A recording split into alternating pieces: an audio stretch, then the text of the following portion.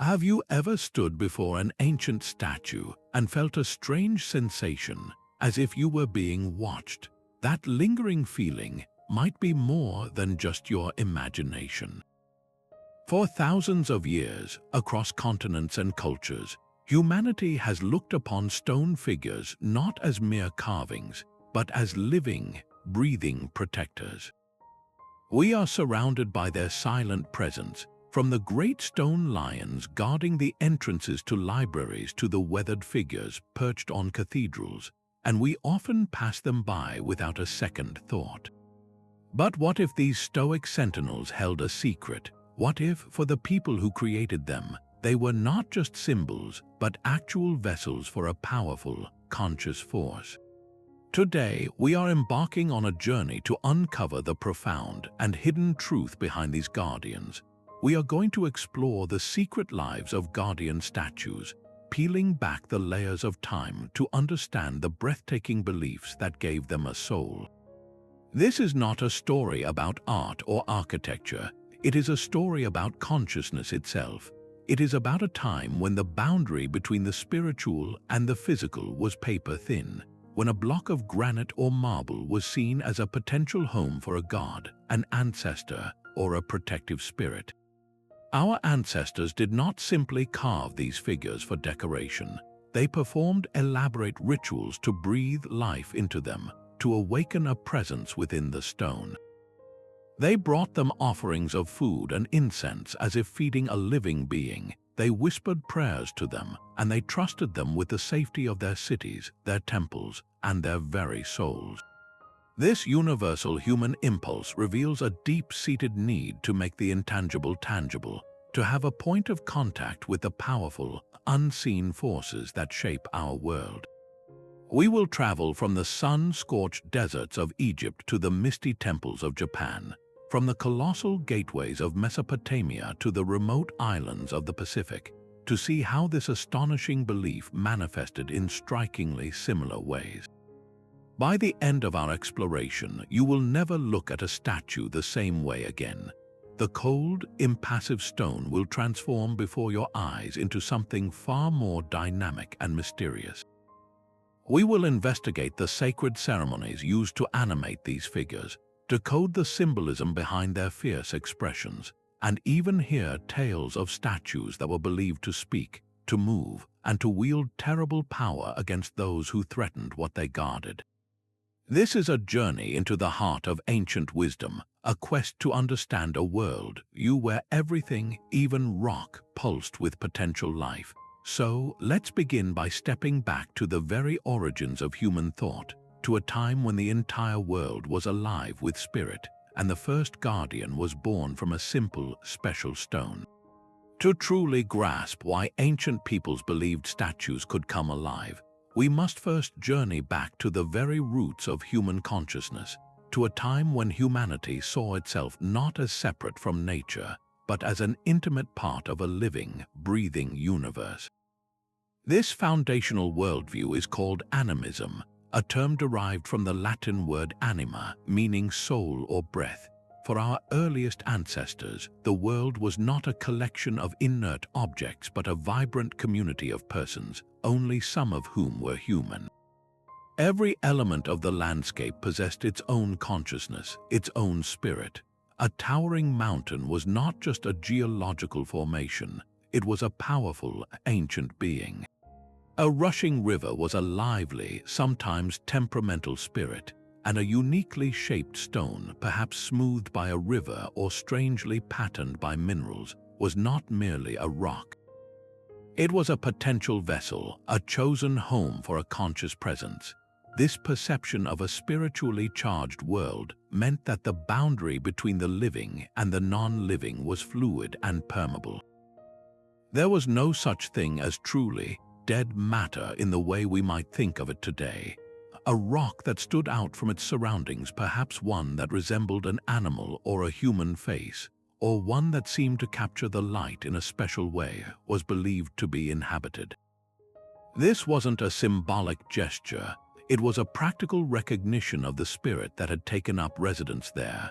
Such stones were often treated with reverence, sometimes painted, adorned with offerings, or even given a place of honor within a community. They were the original guardians, the first protectors whose power was inherent in their very substance.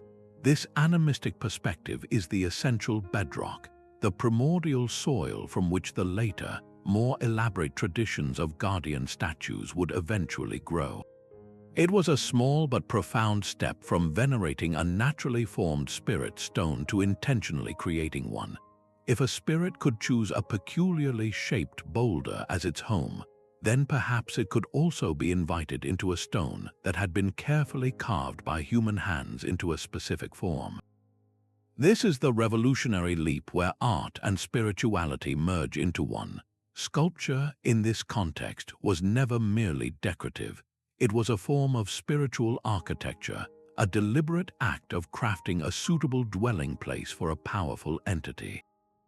The carver wasn't just an artist shaping rock. They were a spiritual technician building a house for a god, an ancestor, or a protective spirit. The statue was designed to be a permanent, stable body for a force that was otherwise invisible and intangible, providing a fixed point of contact between the human community and the supernatural realm. This ancient way of seeing the world, where every stone held a potential breath of life, completely transforms our understanding of these ancient monuments. They were not cold, passive objects but potential vessels, waiting only for the proper ritual to awaken the consciousness sleeping within the stone. This profound animistic world finds one of its most sophisticated and well-documented expressions in the civilization of ancient Egypt. Here, the relationship between spirit and stone was not a vague folk belief but a cornerstone of state religion and daily life. For the Egyptians, a statue was a functional, necessary piece of spiritual technology. To understand this, we must grasp their unique concept of the soul, which they saw as having multiple parts. One of the most crucial was the ka. Think of the ka not as a ghostly apparition but as a person's vital essence, their life force or spiritual double that came into existence at birth. While the physical body perished, the ka endured, and it required a permanent home, a body for eternity. A mummified corpse was one such home, but what if the body was damaged or destroyed? This is where the statue became absolutely essential. A meticulously carved likeness of the deceased, whether a mighty pharaoh or a noble official, served as a substitute body, a flawless and indestructible vessel designed to house the ka forever. But a block of stone, no matter how beautifully sculpted, remained inert until a crucial transformation occurred. This was the purpose of the opening of the mouth ceremony, a powerful ritual that blurred the line between magic and religion. Imagine a high priest acting as a sem-priest, standing before a newly installed statue in a temple's dark, incense-filled sanctuary. Using a special adze, a tool shaped like a carpenter's chisel, he would symbolically touch the statue's mouth, ears, and eyes. This was not a physical carving, it was a ritualistic awakening. The gestures were believed to open the statue's senses, allowing it to breathe, to eat, to hear prayers, and to see the world around it. It was the moment of animation, the instant the ka was invited to descend from the spiritual realm and take up residence within the stone. From that point forward, the statue was no longer a representation of a god or a deceased person. It was a living, functional entity. This belief dictated the daily reality of Egyptian temples. Priests served these statues as they would a living king or a divine being. Each day, the statue would be ritually washed, dressed in fine linen, and presented with elaborate offerings of food, drink, and incense. The scent of the incense was thought to be particularly nourishing for the ka. These were not symbolic gestures. The Egyptians believed the statue's ka actually consumed the spiritual essence of the food. After a prescribed time, the physical offerings, now believed to be devoid of their vital force, were removed and distributed among the temple staff. This practice created a continuous cycle of reciprocity. By caring for the statue, the community ensured the continued presence and favor of the divine guardian, who in turn maintained the cosmic order, or Mat, protecting Egypt from chaos. The statue was an active, working participant in the survival and prosperity of the nation, its power inextricably linked to the very stone it was made from. While the Egyptians saw the statue as a permanent home for a single, specific ka, the ancient Greeks held a more fluid and dynamic view of the spirits that might inhabit their sacred images. The Greek world was teeming with divine beings of varying ranks, and among the most intriguing were the demons. These were not the malevolent demons of later Christian tradition, but rather powerful spirits that occupied a middle ground between the lofty, remote Olympian gods and mortal humanity. A demon could be a local nature spirit, a deified hero, or even a minor deity with a specific function. It was into this category of beings that many guardian statues fell, serving as potential vessels for these intermediate powers. The Greek term for a cult statue was agalma, a word that literally means a pleasing gift, an object of delight. But this delight was not merely aesthetic. It was the delight of having a tangible point of contact with a divine force that could be honored, appeased, and called upon for aid. This belief is powerfully illustrated by the legendary statues of the Dioscuri, the twin brothers Castor and Pollux. In Sparta, these hero gods were revered as protectors of the city and its formidable army. Their Agalmata were not passive monuments. Historical accounts, including those by the biographer Plutarch, describe how the Spartans believed the twins would physically manifest within their statues to fight alongside them on the battlefield. Before a campaign, the Spartans would ritually take the smaller, portable statues of the Dioscuri with them. There are tales of soldiers witnessing the figures become animate, their stone forms glowing or even moving to lead the charge. This was not considered a metaphor. It was a genuine expectation of divine intervention made possible through the material form of the statue. The agalma was the anchor that allowed the demon's power to manifest directly in the human realm, transforming a military engagement into a scene from myth. This concept created a fascinating ambiguity in the Greek relationship with their gods' images. The line between the deity and its representation was often intentionally blurred. To honor the statue with sacrifices and prayers was to honor the god itself, because the divine presence was thought to be genuinely attracted to and resident within the beautifully crafted form. A famous story from the writings of Pausanias tells of a statue of Hera on the island of Samos that was annually taken down to the seashore and ritually washed. This was not just maintenance, it was an intimate act of care for the goddess, a ceremony that acknowledged her presence within the wooden figure.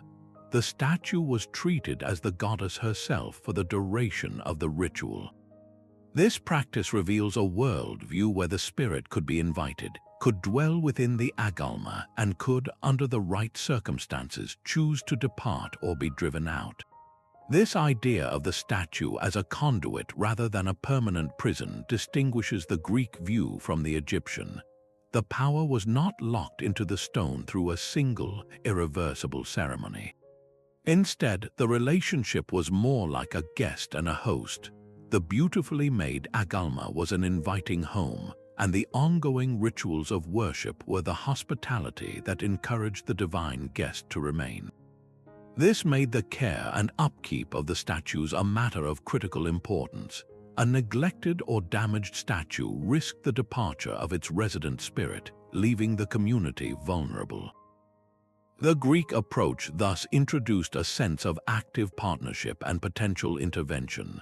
Their guardian statues were not just eternal sentinels, they were potential allies who could step off their pedestals and into the fray, directly shaping the course of human events with their formidable power.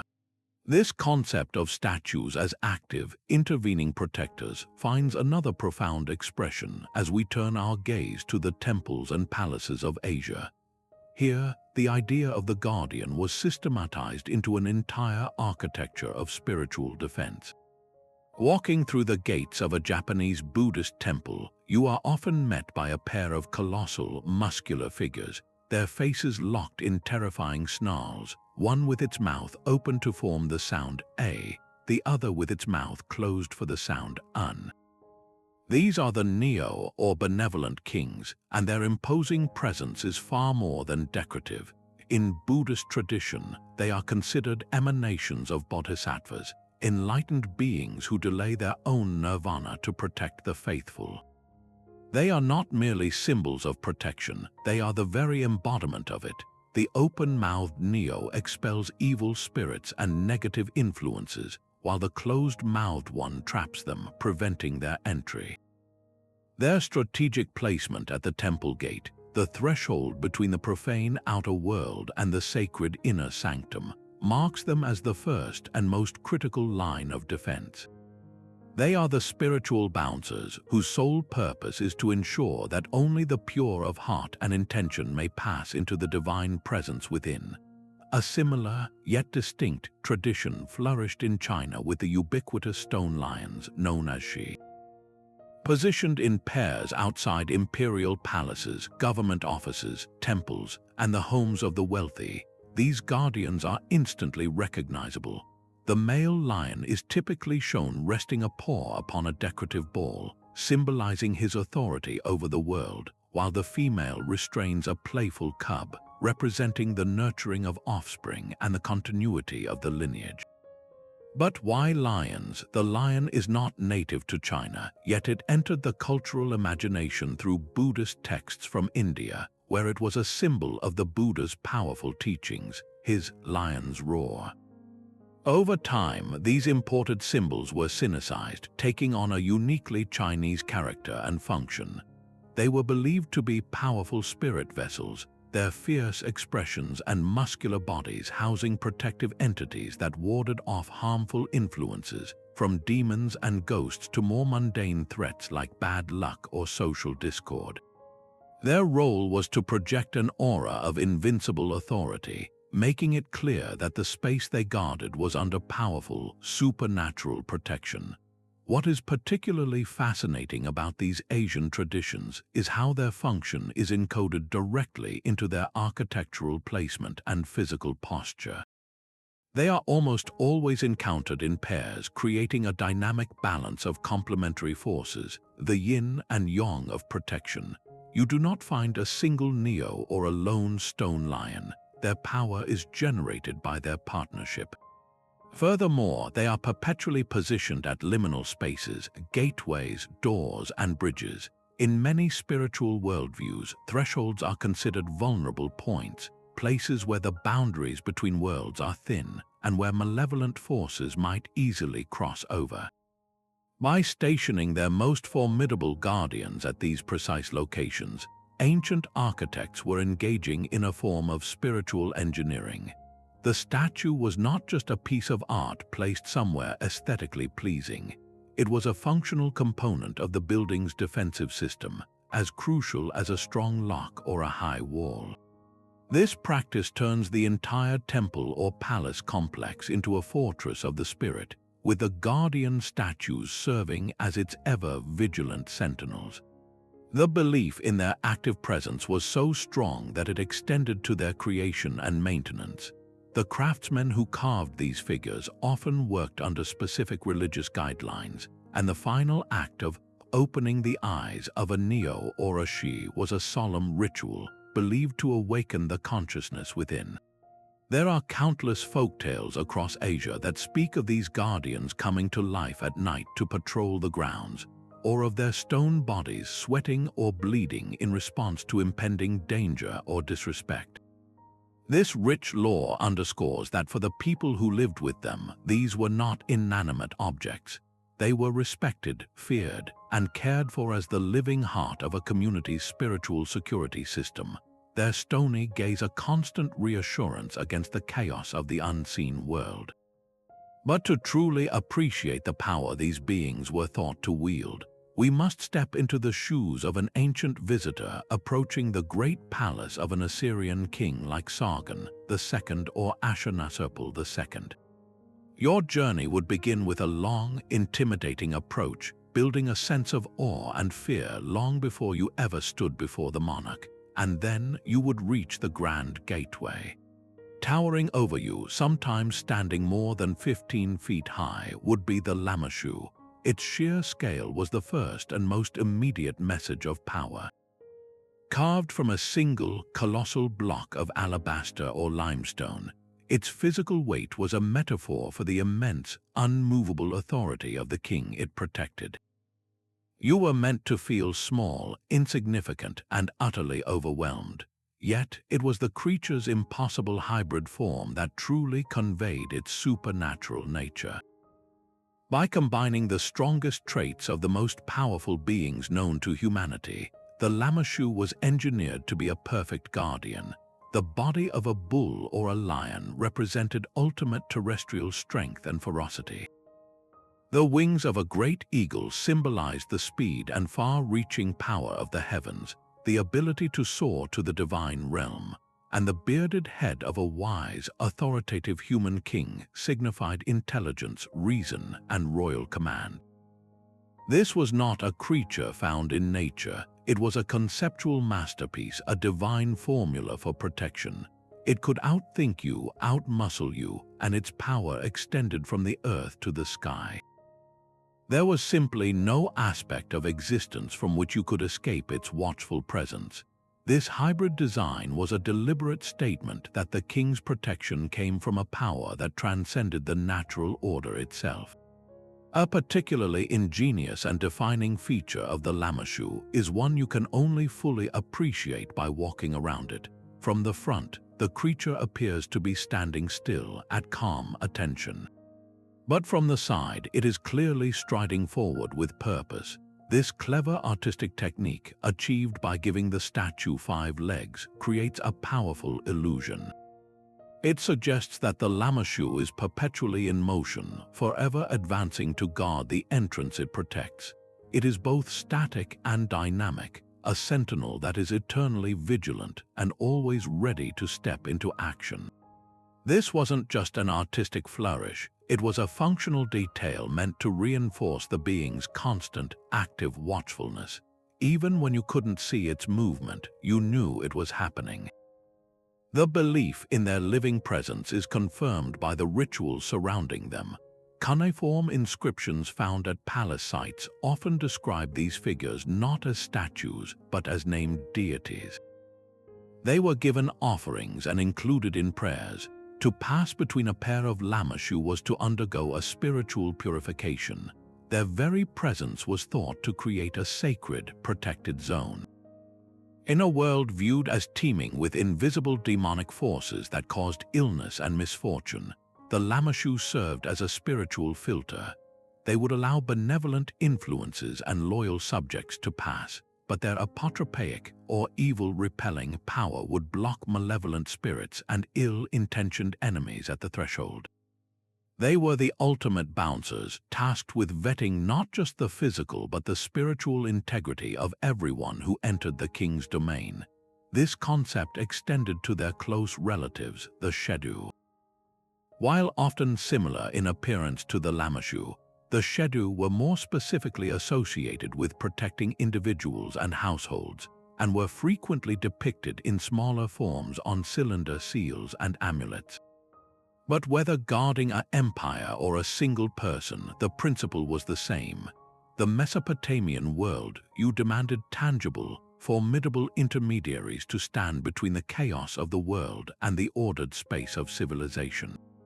The Lamassu and Shedu were the embodiment of that boundary. They were not symbols of power, they were the active, working mechanism of divine defense, their stony forms believed to pulse with a conscious, fearsome will dedicated to a single task, allowing nothing and no one to threaten the sacred order they were created to uphold. But a statue, no matter how masterfully carved or terrifying its appearance, remained a potential vessel, a beautiful but empty shell.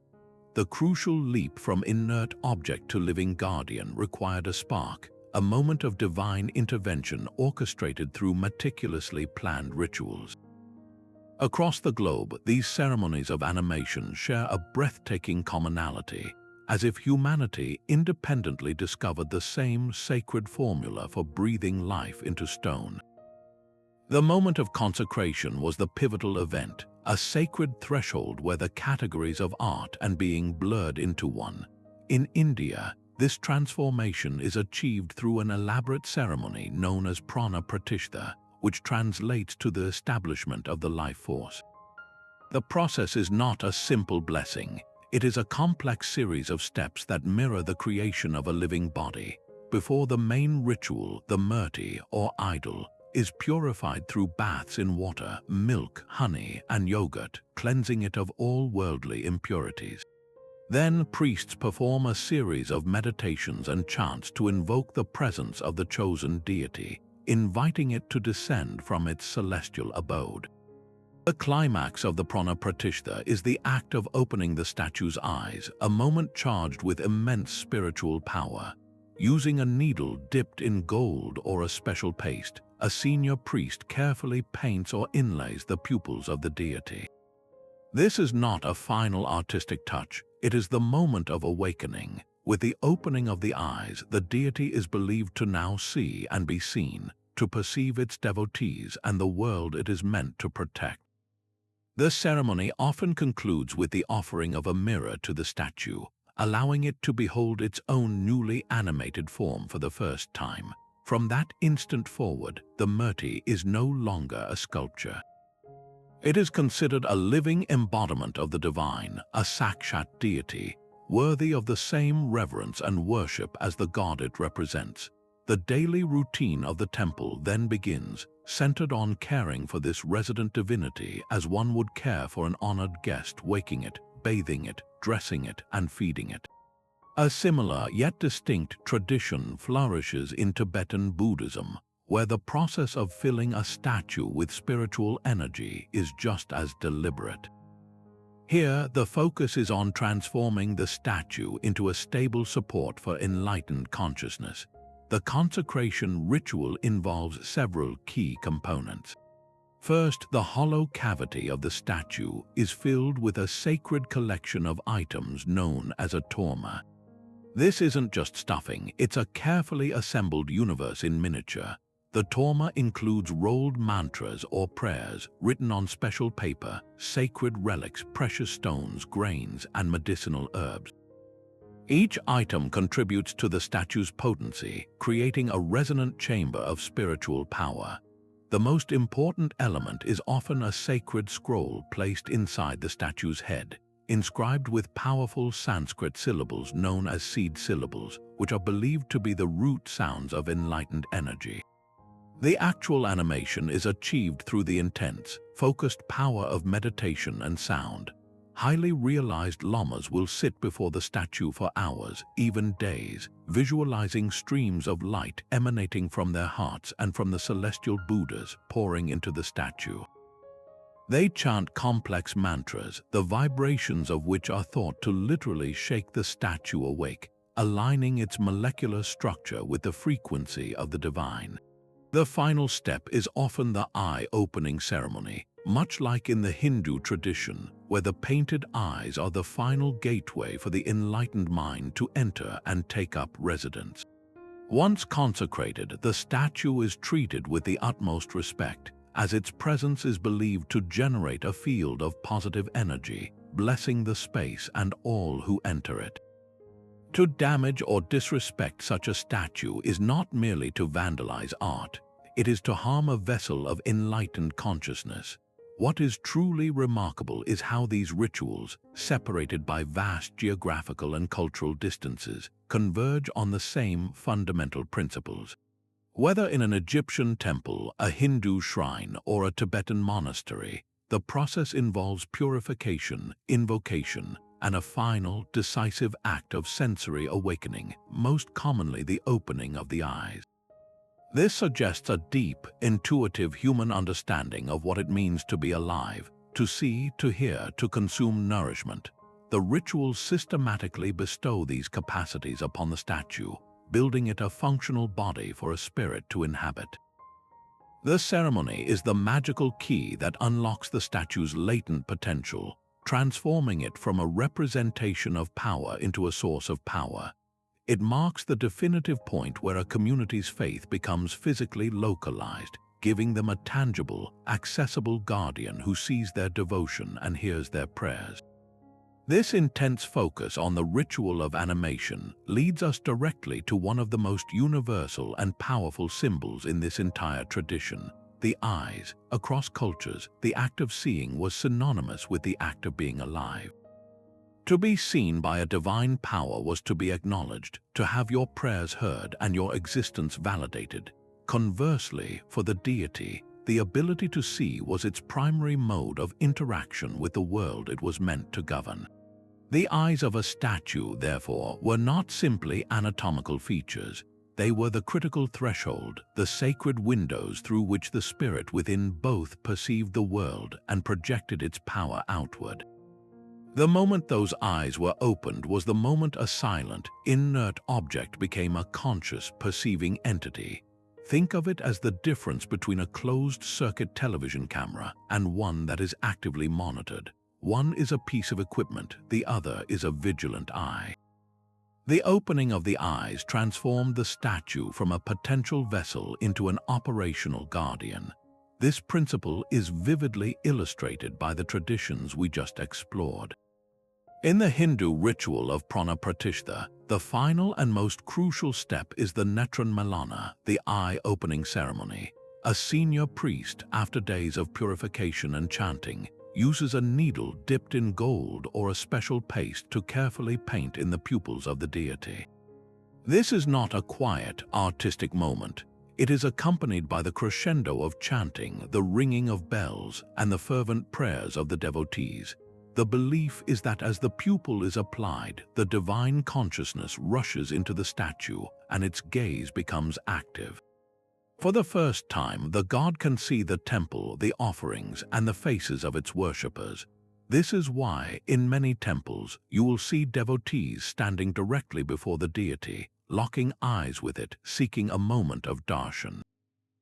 Darshan is a Sanskrit word meaning sight, but in this context, it is a reciprocal visual exchange. The devotee doesn't just see the god sees the devotee. This mutual gaze is the point of connection, the channel through which blessings are believed to flow. The same concept, though with a different methodology, was central to ancient Egypt. The opening of the mouth ceremony used a ritual adze to symbolically touch the mouth, ears, and eyes of the statue, but the eyes were paramount. Inscriptions describe the goal as giving the statue sight in its eyes, enabling it to see its master. Once its eyes were opened, a statue of a god in a temple could witness the daily rituals performed in its honor. A statue of a deceased pharaoh could oversee the functioning of his mortuary temple and ensure his legacy was maintained. This ability to see made the statue an effective administrator of divine or royal will. It was not a passive recipient of worship but an active supervisor. The offerings were valid because they were seen to be made. The prayers were effective because they were heard by a being that was now visually present. The opened eyes turned the statue into a reliable witness, a quality essential for maintaining cosmic order. This belief in the power of the gaze also had a dark, practical counterpart. If opening the eyes brought a statue to life, then damaging or obscuring the eyes was the equivalent of killing it or putting it to sleep. Throughout history, the desecration of religious statues has often focused on defacing the eyes first. An enemy seeking to neutralize the divine protection of a city would gouge out the eyes of its guardian idols, symbolically blinding the deity and cutting off its connection to the physical world. In other instances, statues of dangerous or unpredictable spirits might have their eyes covered or painted over to prevent them from seeing and thereby acting.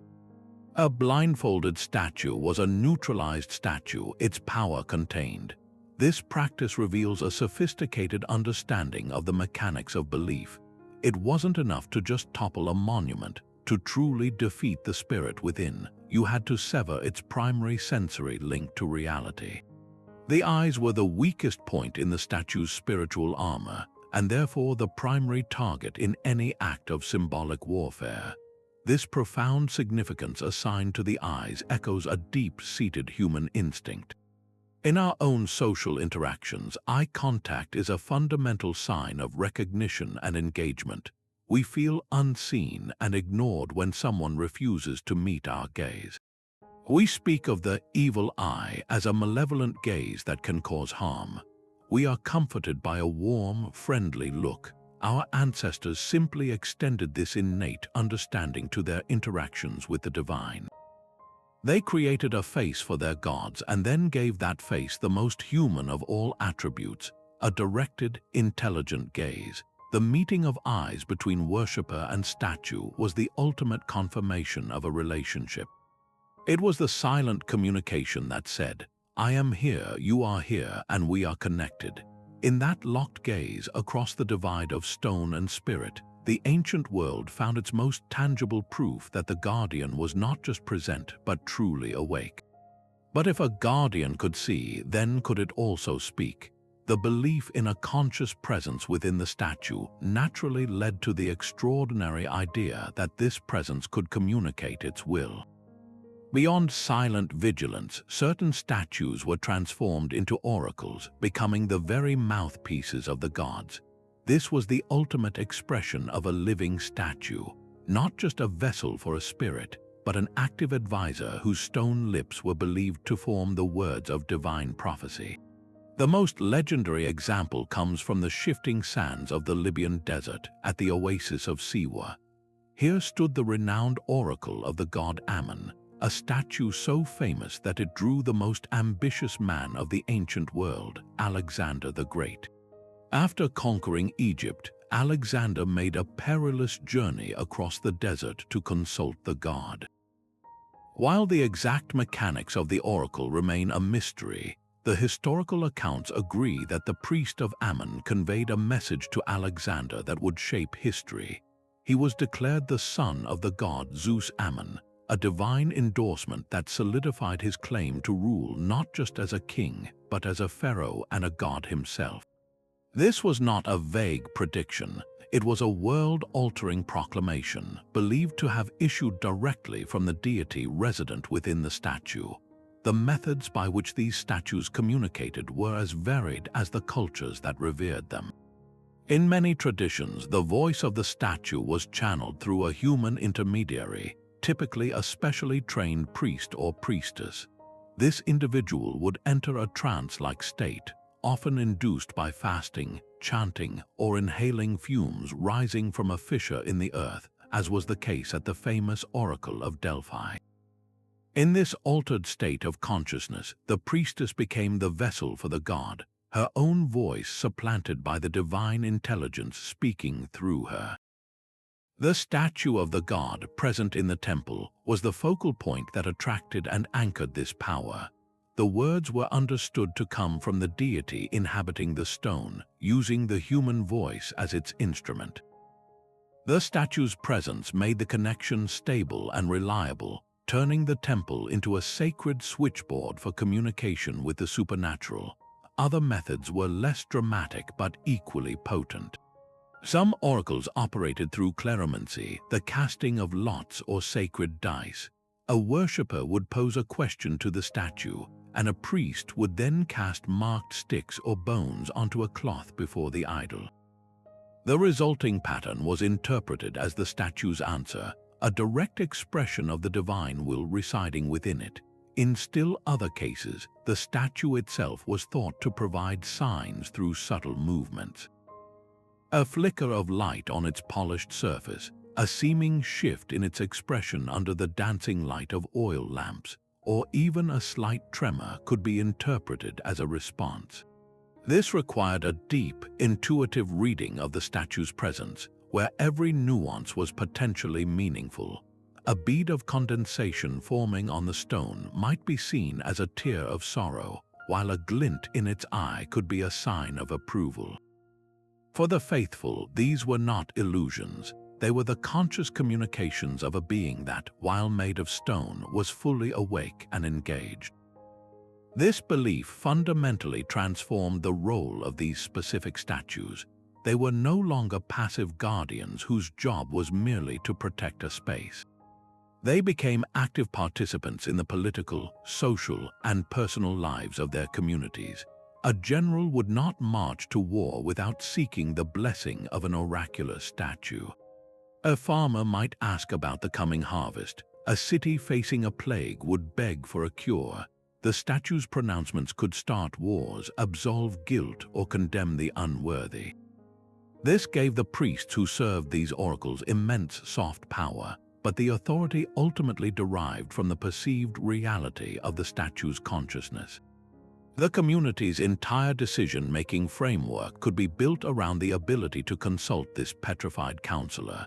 The statue's voice, whether heard through a priest's chant, the fall of dice, or the interpretation of an omen, was the guiding force that cut through human uncertainty, offering a direct line to a wisdom that transcended the mortal plane. It was the ultimate fusion of faith and stone, where a block of marble could not only house a god but also whisper its secrets to those who knew how to listen. This power to protect, so vividly expressed in the belief that statues could speak or fight, carried with it a profound and necessary corollary: the capacity for retribution. A guardian who could not punish transgressors would be an ineffective guardian indeed. Across the ancient world, the belief in the living statue was therefore shadowed by a deep-seated fear of its wrath, a fear that gave rise to a rich tapestry of cautionary tales and legends. These stories served as a powerful, unofficial legal system, enforcing social order and religious taboos through the threat of supernatural consequences. The statue was not just a passive symbol of divine law, it was an active, autonomous enforcer. Consider the world of ancient Greece, where the line between the human and the divine was constantly negotiated. The historian Pausanias, a kind of ancient travel writer, collected numerous local legends during his journeys, and among them are chilling accounts of statues that administered their own form of justice. One story tells of a man who committed a sacrilegious act against a statue of the goddess Hera. As punishment, he was struck with a terrible, wasting disease.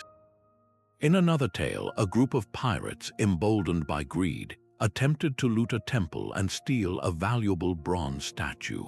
As they laid hands on the sacred figure, it is said that the statue itself let out a deafening roar, a sound so terrifying and otherworldly that the thieves fled in panic, many going mad from the experience.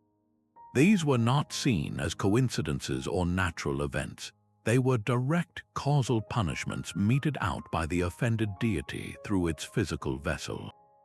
The statue was the point of contact, the mechanism through which divine displeasure became tangible, physical harm. This concept traveled far beyond the Mediterranean. In the temples of Southeast Asia, particularly in Thailand and Cambodia, stories persist of the guardians known as Phi, or spirit protectors associated with specific statues. These spirits are believed to be fiercely territorial. A common legend involves a thief who, under cover of darkness, attempts to steal gold leaf from a Buddha image or a precious offering from its base. The thief might succeed in the short term, but soon after, a string of inexplicable misfortunes befalls them. Illness strikes their family, their business fails, or they suffer a series of bizarre accidents. The community understands this as the direct retribution of the temple guardian, a spirit that cannot be bribed or fooled, and that pursues justice with a relentless, unseen hand. The message is clear: disrespect for the sacred space is not just a crime against the community, but a personal gamble with a supernatural power. This fear of the guardian's wrath was not merely superstition, it served a crucial sociological function. In an age before widespread literacy or complex civic policing, these beliefs were a highly effective form of social control. The story of a blasphemer being turned to stone by a statue was not just a myth, it was a public service announcement. It taught everyone, from the highest noble to the lowest peasant, that certain boundaries were inviolable. The consequence for crossing them was not just a fine or imprisonment, but a far more terrifying and absolute fate. This reinforced a collective morality, ensuring that temples remained respected, rituals were performed correctly, and offerings were made faithfully. The community's safety was believed to be directly tied to the satisfaction of its divine guardians. To anger the statue was to risk withdrawing its protection, leaving the entire city or village vulnerable to plague, famine, or invasion. This belief in the statue's moral agency also highlights a fascinating aspect of the ancient worldview. The guardians were not considered mindless automatons. They possessed judgment. They could distinguish between an accidental stumble and a deliberate act of desecration. A child who bumped into a statue might be forgiven, but an adult who showed intentional disrespect would face the full force of its anger. This perceived autonomy is what makes the concept so compelling. The spirit within the stone was not a simple program.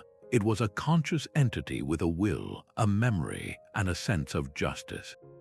It could be appeased with respect and offerings, but it could also be provoked into a fearsome display of power. This duality, the capacity for both benevolent protection and fierce punishment, is what completed the ancient understanding of the guardian statue. It was not just a tool of the gods, it was a partner in maintaining cosmic order, a being whose presence ensured that the sacred was both cherished and feared. This sacred dimension of creation meant that the sculptor's workshop was far more than a simple studio. It was a consecrated space, a kind of spiritual laboratory. Before even touching a chisel to stone, the artisan would undergo a period of intense preparation. This often involved fasting, abstaining from certain foods or behaviors, and engaging in prayers or meditations to purify both body and mind. The goal was to enter a state of ritual purity, to become a clear and worthy channel for the divine intention that would flow through their hands. In many cultures, it was believed that negative emotions like anger, jealousy, or pride could become trapped within the stone during the carving process, creating flaws not in the physical form, but in the statue's spiritual integrity. A guardian created by an impure craftsman might be weak, ineffective, or even malevolent. Therefore, the artist's inner state was considered as crucial to the project as their technical skill. They weren't just shaping rock, they were sculpting the very vessel that would house a consciousness, and that required a corresponding purity of spirit. This fusion of artistry and devotion is beautifully exemplified in the traditions of Japanese Buddhist sculpture. The craftsmen who created the serene statues of Buddhas and the fierce forms of guardian kings were often devout practitioners themselves. Their work was considered a form of meditation, a spiritual discipline known as batsuzo. The entire process, from selecting the perfect block of cypress wood to the final application of gold leaf, was governed by ancient texts that detailed not only anatomical proportions but also the proper spiritual mindset. The sculptor would chant mantras as he worked, aligning his breath with the rhythm of his tools, aiming to infuse every cut with a sense of compassion and reverence. The statue was not an object to be completed, but a being to be revealed from within the material, and the sculptor's role was to carefully remove everything that was not the divine form. This approach transforms the act of creation from one of imposition to one of discovery, where the artist collaborates with the material and the spiritual realm to allow the guardian to emerge. A fascinating and widespread practice that underscores the sacred nature of this work is the ceremonial division of labor between the craftsman and the priest. In many traditions, the artist's role ended before the statue was fully complete. The most critical act, the one that truly animated the figure, was reserved for a high-ranking spiritual leader. For instance, in both Hindu and Buddhist contexts, the sculptor would typically leave the eyes of the deity unpainted. The statue would be brought to the temple, its form perfect in every way except for its blank, sightless gaze. Then, in a grand public ceremony, the chief priest would perform the rite of opening the eyes, using a golden needle or a brush dipped in sacred pigments to paint in the pupils. This ritual separation was deeply significant. It drew a clear line between the mortal act of physical creation and the divine act of spiritual infusion. The craftsman provided the body, the priest, acting as a conduit for the divine, provided the breath of life. This ensured that the ultimate power of the statue was understood to come from a sacred source, not from human ingenuity alone. This belief in the transfer of intention extended even to the materials themselves. The choice of stone, wood, or metal was never arbitrary. Specific materials were believed to possess inherent spiritual qualities. Jade, for example, was prized in China not only for its beauty but for its perceived purity and its association with immortality. Granite, used by the Egyptians, symbolized eternity and indestructibility. The craftsman's first task was often to commune with the material, to understand its unique spirit before beginning his work. There are stories from various Native American traditions of carvers seeking permission from a living tree before cutting it down to create a totem pole, acknowledging the spirit within the wood and inviting it to become part of the new guardian being. This respectful relationship with the raw material highlights a holistic view of creation, where the power of the final statue was a synergy of the craftsman's purified intention, the inherent virtue of the material, and the final divine spark provided by ritual.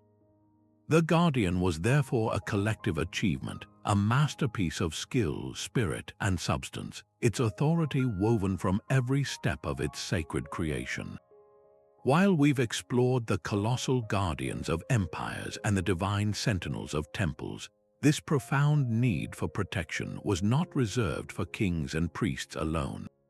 It found its most intimate expression not in grand public squares, but within the quiet, vulnerable space of the home. For the average family in the ancient world, life was fraught with uncertainties. Illness, famine, and unseen dangers lurked just beyond the doorstep. It's no surprise, then, that the belief in animated guardians was scaled down to a personal level, creating a spiritual security system for the household. This shift from the monumental to the miniature reveals a universal human truth. The desire for a tangible, watchful presence is as powerful in a humble dwelling as it is in a pharaoh's palace. Nowhere is this domestic dimension more beautifully illustrated than in the daily life of an ancient Roman family. In the heart of every Roman home, usually in the atrium or near the kitchen hearth, stood a small, sacred cupboard or a niche in the wall known as the Lararium. This was the shrine for the household gods, the Lares and the Penates. The Lares were the spirits of the family's ancestors, believed to watch over the household, its property, and all who lived within it. They were often depicted as youthful, dancing figures holding a drinking horn or a bowl, symbols of abundance. The Penates, on the other hand, guarded the storeroom, the Penates, and were the guarantors of the family's food supply and overall prosperity. These were not distant, fearsome deities but familiar, benevolent presences, treated with the affection and respect owed to honored family elders. The relationship with these statuettes was deeply personal and woven into the fabric of everyday life. They were not worshipped once a week, but included in the daily rhythms of the home. Each morning, the head of the household would offer a simple prayer to the Lares and Penates, perhaps placing a few grains of salt or a small cake on their altar. At mealtimes, a portion of the family's food might be set aside for them before anyone else ate. During key family events, a birth, a wedding, a departure on a journey, the Lares were the first to be informed and honored. They were, in every meaningful sense, part of the family. Their small statues were not cold idols but cherished representations of a continuous, protective presence that linked the living family members to their past and secured their future. To move to a new house was to carefully transport these guardians, ensuring their protective influence traveled with the family. This practice of domestic guardians was by no means unique to Rome. Across the ancient world, we find similar traditions. In ancient Greece, many homes had a small statue or herm of the god Hermes, placed at the entrance to ward off evil. In Egypt, even modest households might have a figurine of the dwarf god Bes, whose grotesque, leonine features were strangely comforting, as he was believed to protect the home from snakes, demons, and other dangers, especially during childbirth. In traditional Chinese homes, small statues of the Caitian, the god of wealth, or other benevolent deities were common, ensuring fortune and safety. What all these traditions share is the understanding that the threshold between safety and danger was not just at the city gates or the temple door, but at one's own front door. The household god was the first line of defense, a spirit that knew the family intimately and was invested in its well-being. This personal dimension completes our picture of the ancient worldview. The grand temple guardians protected the cosmic order and the state, while the household gods safeguarded the microcosm of the family. One was about universal balance, the other about daily survival and domestic harmony. This scaling down of the divine reflects a deeply democratic impulse in spirituality. Everyone, regardless of social status, could have a direct, personal relationship with a protective power. It wasn't a belief system that required vast resources or a priestly class to mediate. It was accessible, immediate, and answered a fundamental psychological need for security in an unpredictable world. The small, often crudely made statuette in the corner of a room was, for its owners, every bit as powerful and alive as the towering Lamassu at the king's gate. It was a reminder that the sacred was not somewhere far away, but right here, sharing a meal, listening to the day's news, and keeping a quiet, constant watch over the hearth. Yet for all the profound care and spiritual intention poured into their creation, the choice of material itself was never an afterthought. If a statue was to serve as an eternal body for a timeless spirit, then the substance it was made from had to reflect that permanence. While ancient artisans worked with a stunning variety of materials, gleaming bronze, fragrant cedar wood, intricately carved ivory, it was stone that held a uniquely sacred place across countless cultures. The reason is as fundamental as the material itself. Stone endures. In a world of constant change where wood rots, metal corrodes, and civilizations rise and fall, a block of granite or marble stands as a testament to eternity. This inherent durability made it the perfect physical metaphor for a guardian spirit that was itself unchanging and everlasting. A wooden idol might protect a household for a generation, but a stone sentinel was meant to watch over a temple, a city, or a tomb for millennia. The material was chosen not just for its physical properties, but for the powerful statement it made. This guardian is as permanent as the earth from which it came. But the symbolism went far deeper than mere longevity. The very process of creating a statue from stone was seen as a spiritual act in itself. A master sculptor wasn't just building a form, they were revealing a presence that was already hidden within the raw block. This concept, known to art historians as non finito or the unfinished, suggests that the artist's role is to chip away everything that is not the divine form, liberating the spirit trapped within the stone. This idea resonates with the words of the great Renaissance sculptor Michelangelo, who famously said that every block of marble has a statue inside it, and it is the sculptor's task to discover it.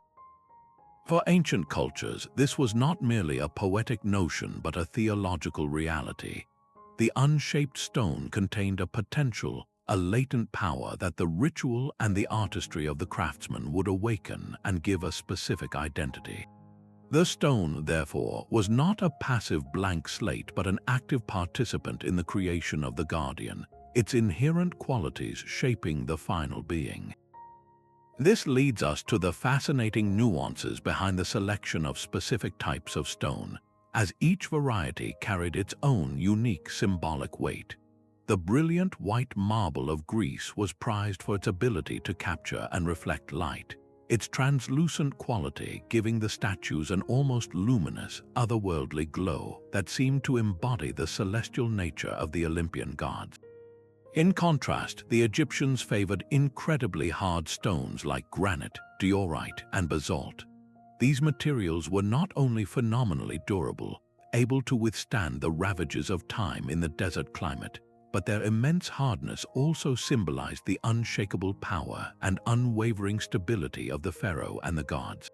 The effort required to carve them was immense, a testament to the value placed on the eternal nature of the car they would house. Meanwhile, in China, jade was revered above all else. More precious than gold, jade was not valued for its carving ease. It is notoriously tough, but for its perceived spiritual virtues. Its smooth, cool touch, its durability, and its pure colors were associated with moral integrity, purity, and even immortality. A guardian statue carved from jade was therefore not just a protector, it was an embodiment of heavenly virtue itself. This deliberate selection process highlights a crucial point. The choice of material was a language. A statue of a local river spirit might be carved from a smooth river stone, connecting it directly to its source of power. A guardian of a royal tomb might be hewn from the bedrock of the mountain it was built into, physically anchoring the protective spirit to that specific, sacred location. The material connected the statue to a broader cosmic geography. It grounded the divine in a particular place, giving the guardian a tangible origin and a permanent home. This stands in stark contrast to more portable idols made of wood or metal, which could be carried off in times of war. A stone guardian was immovable, steadfast, a permanent part of the landscape it was sworn to protect. Its very substance was a declaration of its unwavering commitment, a promise carved not just in form, but in the enduring heart of the earth. But this profound belief in the living statue had a terrifying and inevitable counterpart. If a sacred ritual could breathe life into stone, then a deliberate act of violence could extinguish it. The concept of a guardian's death was a logical and terrifying extension of its perceived life. Across the ancient world, the destruction or capture of an enemy's divine idols was not an act of mere vandalism. It was a calculated military and spiritual strategy. To defeat a people, you didn't just have to conquer their army, you had to conquer their gods. By desecrating, capturing, or destroying their guardian statues, you were believed to sever their connection to divine power, effectively leaving them spiritually defenseless. This was the ultimate psychological warfare, an attack on the very foundation of a culture's identity and its sense of safety in the cosmos. We see this principle starkly illustrated in the biblical narrative of the Ark of the Covenant. While not a statue in the traditional sense, the Ark served a similar function as the ultimate physical vessel for the presence of the God of Israel. When the Philistines captured the Ark in battle, as recounted in the first book of Samuel, it was not seen as the acquisition of a valuable trophy. For the Israelites, it was an unimaginable catastrophe, a sign that God had abandoned them to their enemies. The text describes the high priest Eli falling dead from shock upon hearing the news. The event was so traumatic because it meant the tangible presence of their protector was gone. Conversely, for the Philistines, the capture was the ultimate validation of their god Dagon's power over the God of Israel. They placed the Ark in the temple of Dagon as a subordinate prize, a clear statement of spiritual victory. Of course, the story then takes a turn, describing how the statue of Dagon was found mysteriously toppled and broken before the Ark, and a plague breaking out among the Philistines, suggesting that the power within the captured vessel could not be so easily controlled. This story perfectly encapsulates the high-stakes belief. Capturing a divine vessel was the highest prize, but it came with the risk of unleashing an uncontainable power. This practice was widespread in the ancient Near East. Assyrian kings, masters of psychological domination, meticulously documented their campaigns and always listed the capture of enemy gods among their greatest achievements. Royal annals boast of carrying off the gods of a conquered city, often depicting the small statues being dragged away in procession. This was a multilayered act of supremacy. It demonstrated to the defeated people that their deities had been powerless to stop the Assyrian war machine, thereby breaking their will to resist. Simultaneously, it was believed to transfer the protective power of those captured gods to the Assyrian pantheon, enriching the conqueror's own spiritual arsenal. The statues were often placed in the temple of Ashur, the chief Assyrian god, effectively holding them captive and subjugating their power to his will. The guardian was not just destroyed, it was imprisoned and forced to serve its former enemy. The methods of neutralization were as varied as the cultures themselves. Sometimes complete destruction was the goal. Smashing a statue to pieces was the equivalent of a spiritual execution, a permanent end to its influence. But often, a more symbolic and precise form of desecration was employed. As we touched upon earlier, the eyes were a primary target. Gouging out the eyes of a statue was a way to symbolically blind the deity, cutting off its ability to see its worshippers, perceive offerings, or watch over its domain. Similarly, breaking off the statue's hands neutralized its ability to act or receive gifts.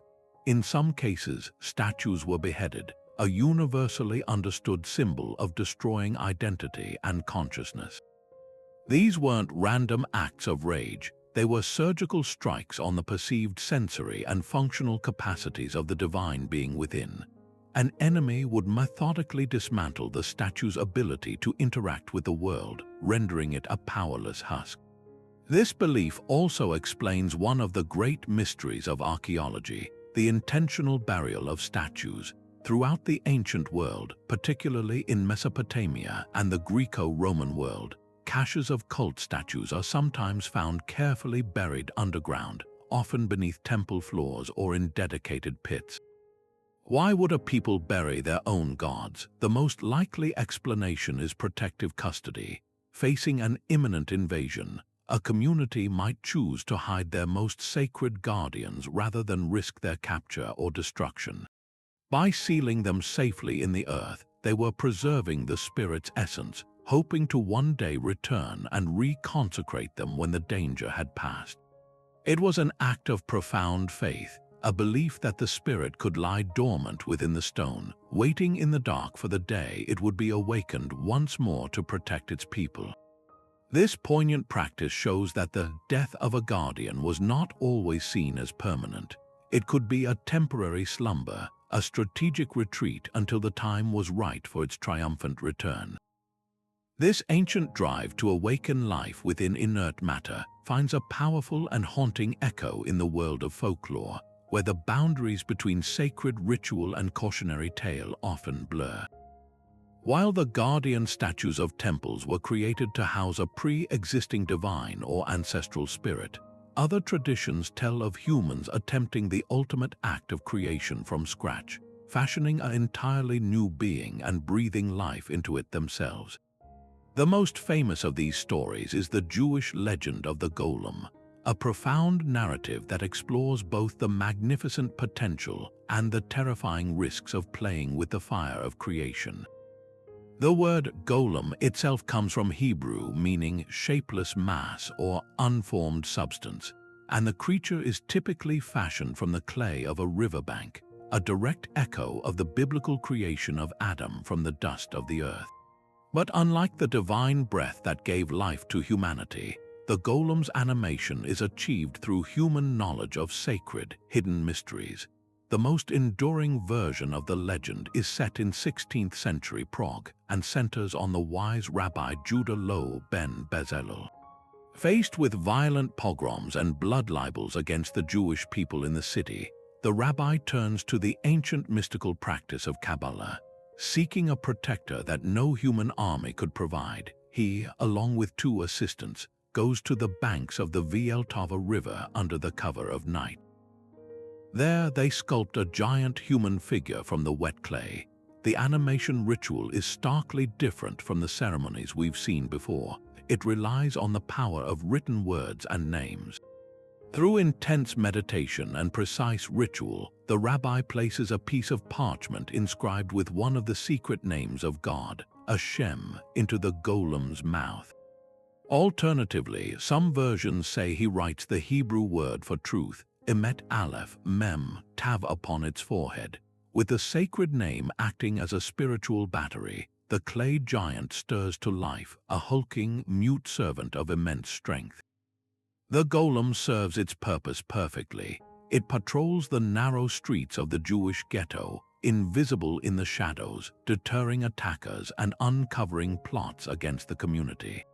It performs tasks requiring brute force, a tireless, unquestioning guardian. Yet the legend quickly turns from one of triumph to one of profound anxiety. The golem, lacking a soul and true consciousness, is a being of pure literalism and escalating power. It follows commands without nuance or mercy. A story tells of the golem being tasked with fetching water from the river and misunderstanding its instructions, proceeding to flood the rabbi's house by hauling endless barrels of water inside.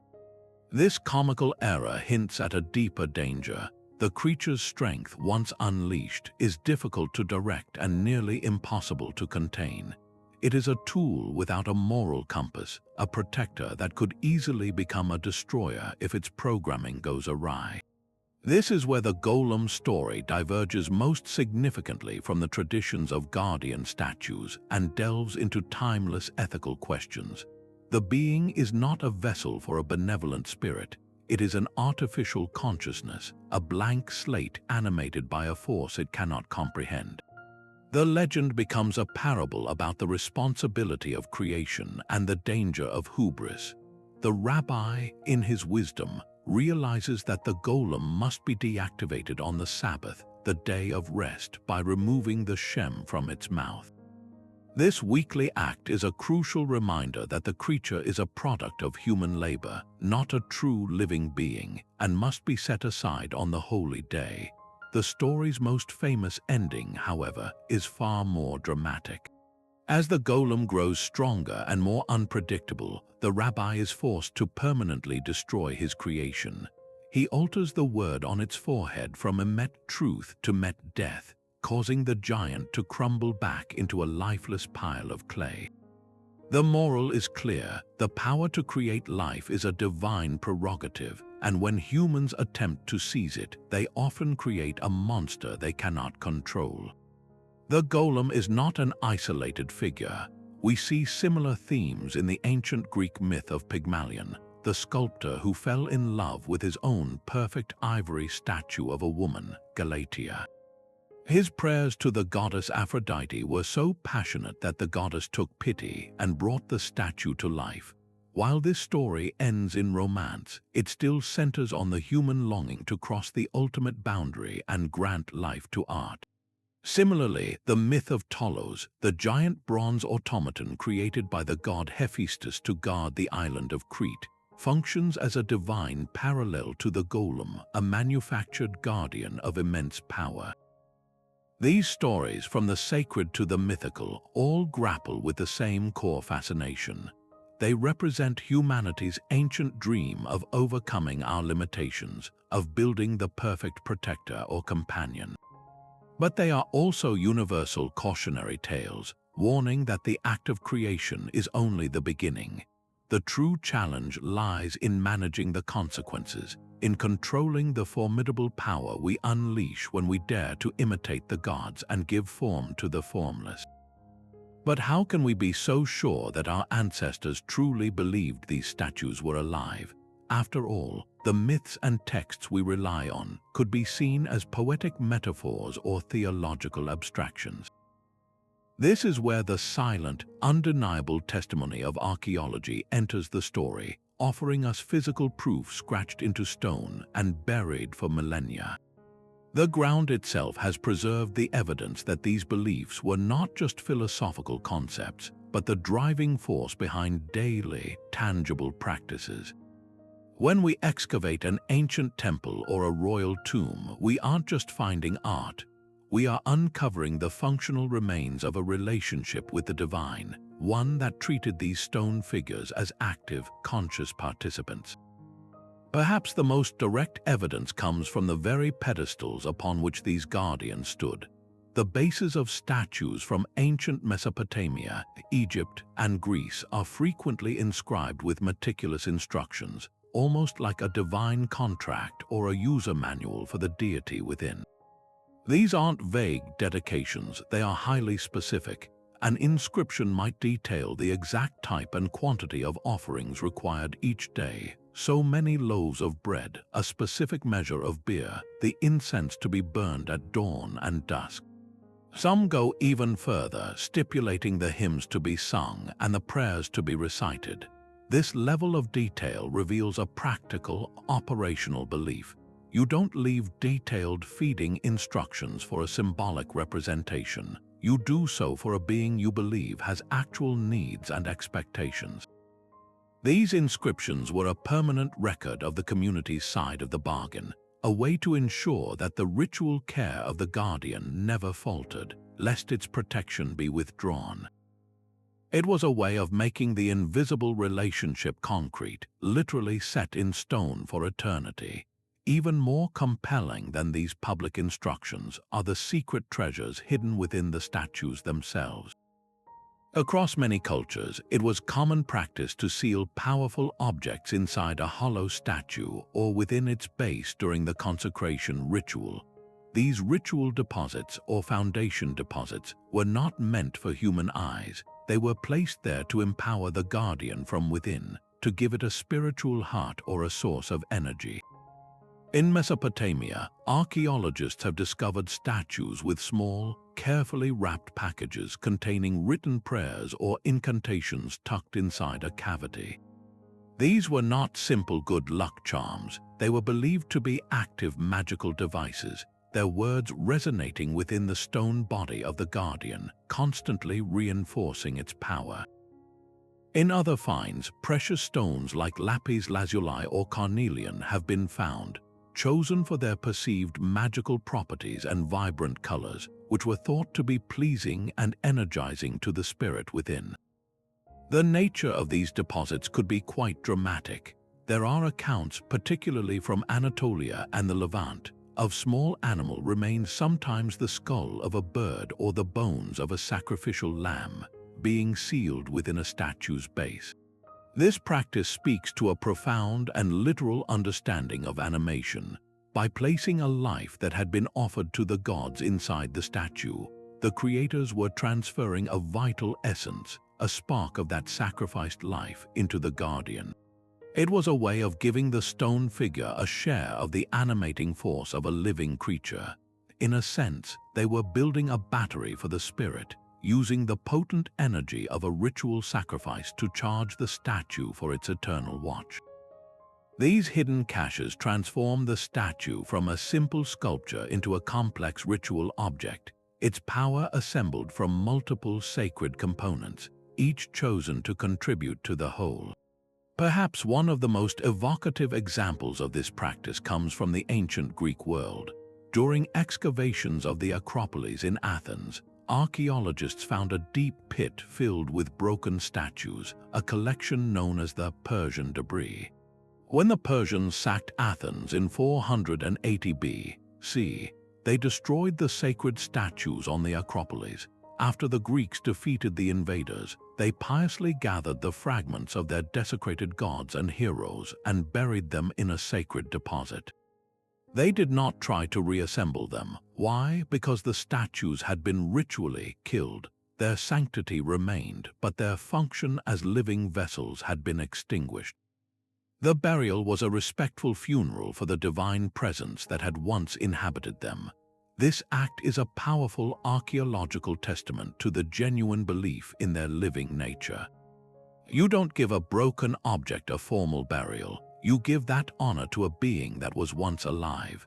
This physical evidence, from the inscribed feeding schedules to the hidden spiritual batteries, allows us to move beyond interpreting ancient texts in a vacuum. It grounds the beliefs we've been exploring in the gritty reality of dirt, stone, and bone. We see that the rituals of animation were not just described in priestly manuals, they were performed, leaving behind a clear archaeological signature. The statues were not passive symbols placed for inspiration. They were active nodes in a network of worship, their bases inscribed with the terms of their upkeep and their bodies filled with the sacred fuel meant to sustain them for eternity. When we piece together these inscriptions and deposits, we are effectively reading the instruction manual for a relationship between a community and the conscious guardian they believed watched over them. A relationship so real and vital that its physical traces have endured for thousands of years, waiting in the earth to bear witness to the secret life within the stone. And so we arrive at a compelling modern question. If these statues were not literally inhabited by spirits, what explains the profound and universal power of this belief? The answer may lie not in the stone itself, but within the intricate workings of the human mind. Our brains are, by nature, pattern recognition machines, hardwired to seek faces and intentionality in the world around us. This tendency, known as anthropomorphism, is a fundamental part of our psychology. We see a face in the moon, attribute malice to a crashing computer, or feel that a favorite old car has a personality. This instinct was a survival advantage for our ancestors. Assuming a rustle in the grass was an intentional predator, even if it was just the wind, was a safer bet than ignoring a potential threat. This same hyper-vigilant system, when faced with a masterfully carved human form, especially in the evocative atmosphere of a dimly lit temple or a torch-lit tomb, would have been powerfully triggered. The statue's lifelike eyes, its serene smile, or its fierce snarl would have sent a clear signal to the ancient brain. Here is a conscious being. This neurological response was then dramatically amplified by the power of ritual and communal belief. Imagine participating in the opening of the mouth ceremony in an Egyptian temple. The air is thick with incense, the chanting of priests rises and falls in a hypnotic rhythm, and all eyes are fixed on the statue as the ceremonial adze touches its lips. In such a heightened state of collective expectation and sensory overload, the line between reality and belief becomes incredibly thin. The mind, eager to confirm what the community asserts is true, becomes highly suggestible. A trick of the flickering light making the statue's shadow seem to move, or the collective gasp of the crowd at a key moment, would be interpreted as direct evidence of the spirit's arrival. This is a classic example of confirmation bias, where we naturally notice and remember events that confirm our existing beliefs while overlooking those that don't. If a prayer was answered after being made before a statue, the credit went to the awakened guardian. If it wasn't, the failure was attributed to the person's own lack of piety, or an inscrutable divine will, never to the statue's inactivity. Beyond these cognitive shortcuts, the belief served a deeper, more fundamental human need, the need for order and protection in a world full of chaos. For ancient peoples, life was profoundly unpredictable. Disease, famine, and natural disasters could strike without warning or explanation. The idea that a powerful, visible, and permanent guardian was actively watching over your city, your temple, or your home provided an immense psychological comfort. It transformed a terrifying, random universe into a managed, intelligible one. The statue became a point of control. By performing the correct rituals and making the proper offerings, you could influence the supernatural forces governing your fate. This sense of agency is crucial for mental well-being. The guardian statue was a tangible anchor in a sea of uncertainty, a symbol that someone or something was in charge, maintaining a sacred order against the ever-present threat of chaos. It's also worth considering the role of the statue as an externalized conscience. The belief that a guardian could punish transgression effectively internalized societal rules.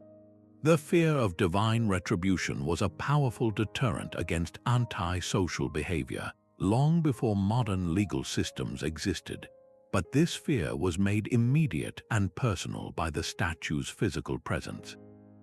You weren't just avoiding an abstract god's wrath, you were avoiding the anger of that specific figure whose stone eyes followed you as you passed.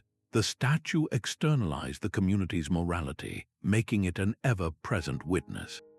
This psychological function helped maintain social cohesion and reinforced cultural norms in a way that was far more visceral than any written law. Understanding this psychological dimension does not, however, diminish the reality of the ancient experience. To say that the belief was a product of the human mind is not to say it was an illusion or a lie.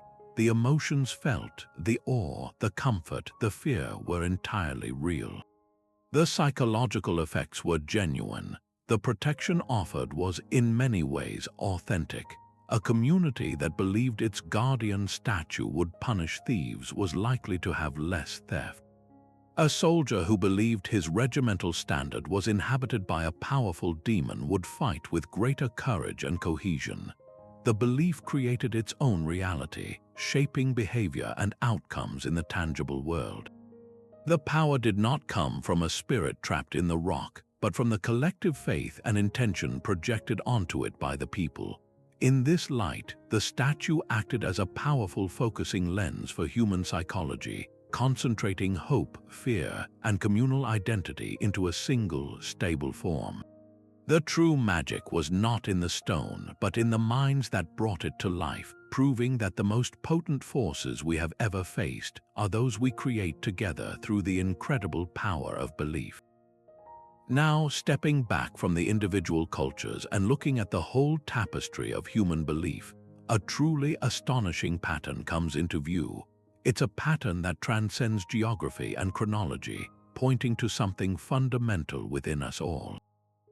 From the cast statues of Egypt to the neo-guardians of Japan, from the Lamassu of Mesopotamia to the stone effigies created by indigenous cultures in the Americas, the same core idea emerges seemingly independently. This isn't a case of one civilization borrowing an idea from another. It's a case of multiple civilizations arriving at the same profound conclusion about the nature of reality.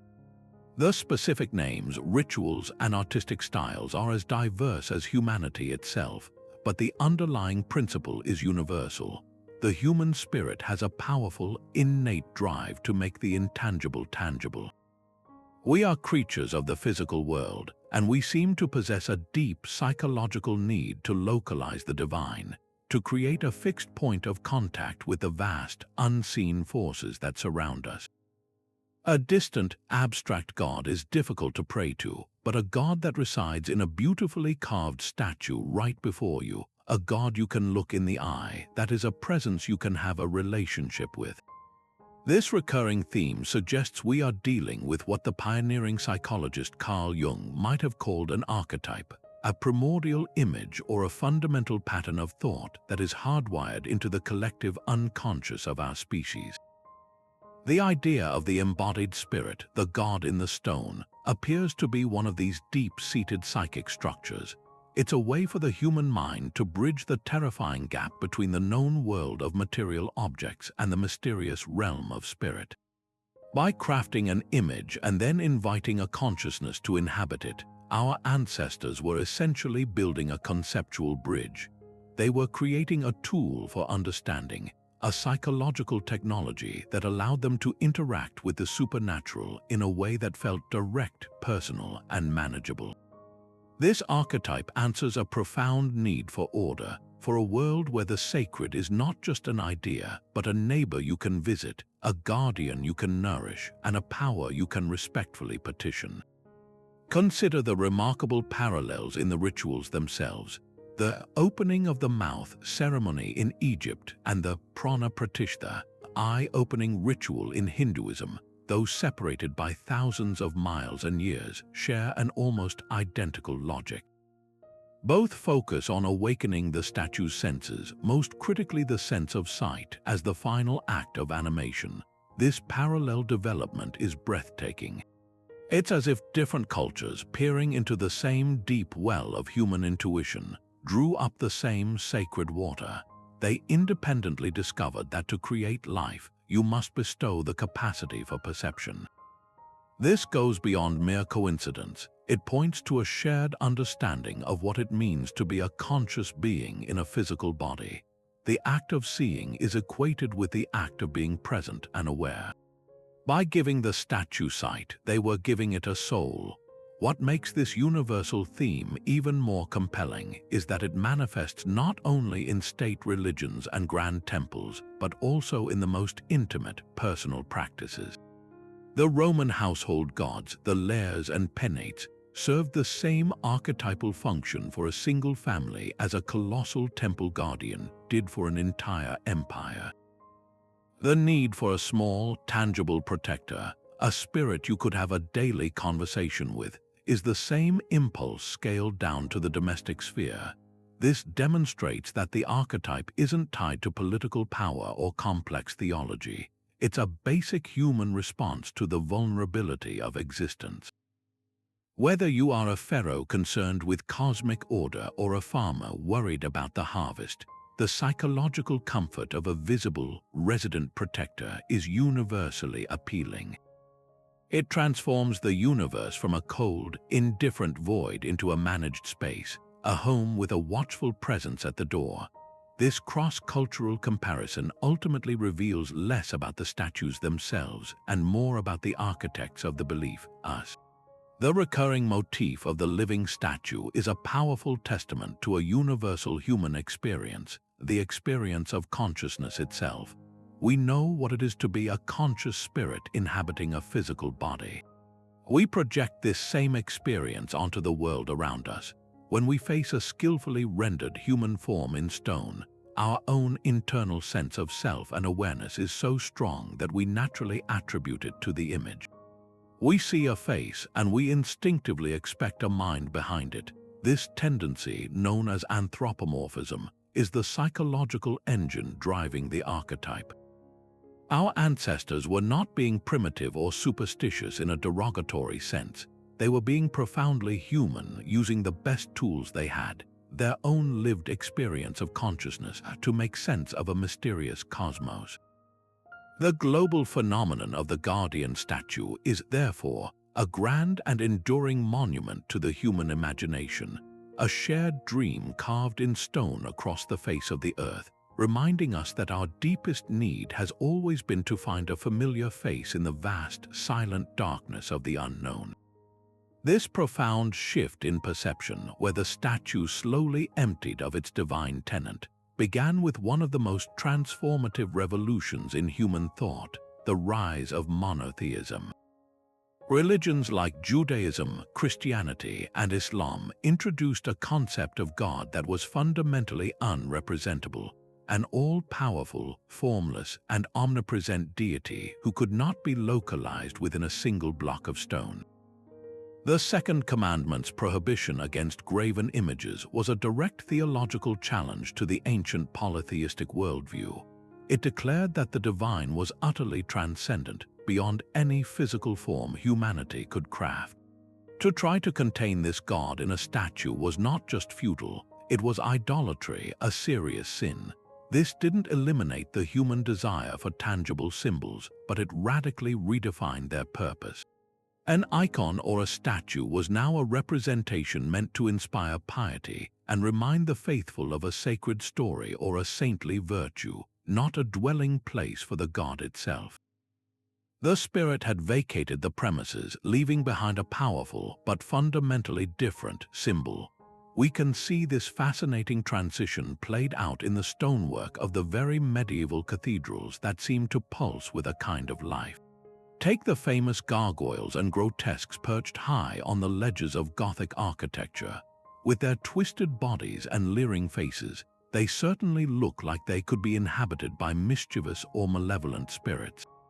Yet, within the Christian framework, they were rarely believed to be literally alive. Instead, their function was largely apotropaic, a sophisticated term meaning they were designed to ward off evil. Their monstrous appearances were meant to frighten away demonic forces, serving as a spiritual scarecrow for the sacred space of the church. They also carried heavy symbolic meaning, representing the sins and chaos of the outside world that were kept at bay by the sanctity within. They were guardians, yes, but their power was symbolic and delegated, not inherent. They were part of a divine architectural plan, not autonomous beings with their own consciousness. The intellectual earthquake of the Enlightenment in the 17th and 18th centuries then sealed this transformation, applying the cool, clear light of reason to the warm, animistic shadows of the past. Philosophers and scientists began to champion a worldview where the universe operated like a vast, intricate clock according to discoverable natural laws. This mechanistic model left little room for spirits residing in stone. Nature was not alive with conscious beings. It was a magnificent but ultimately impersonal system.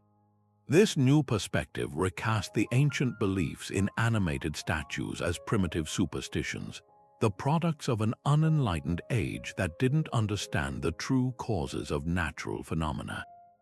A statue, according to this rationalist view, was a product of human artistry and nothing more.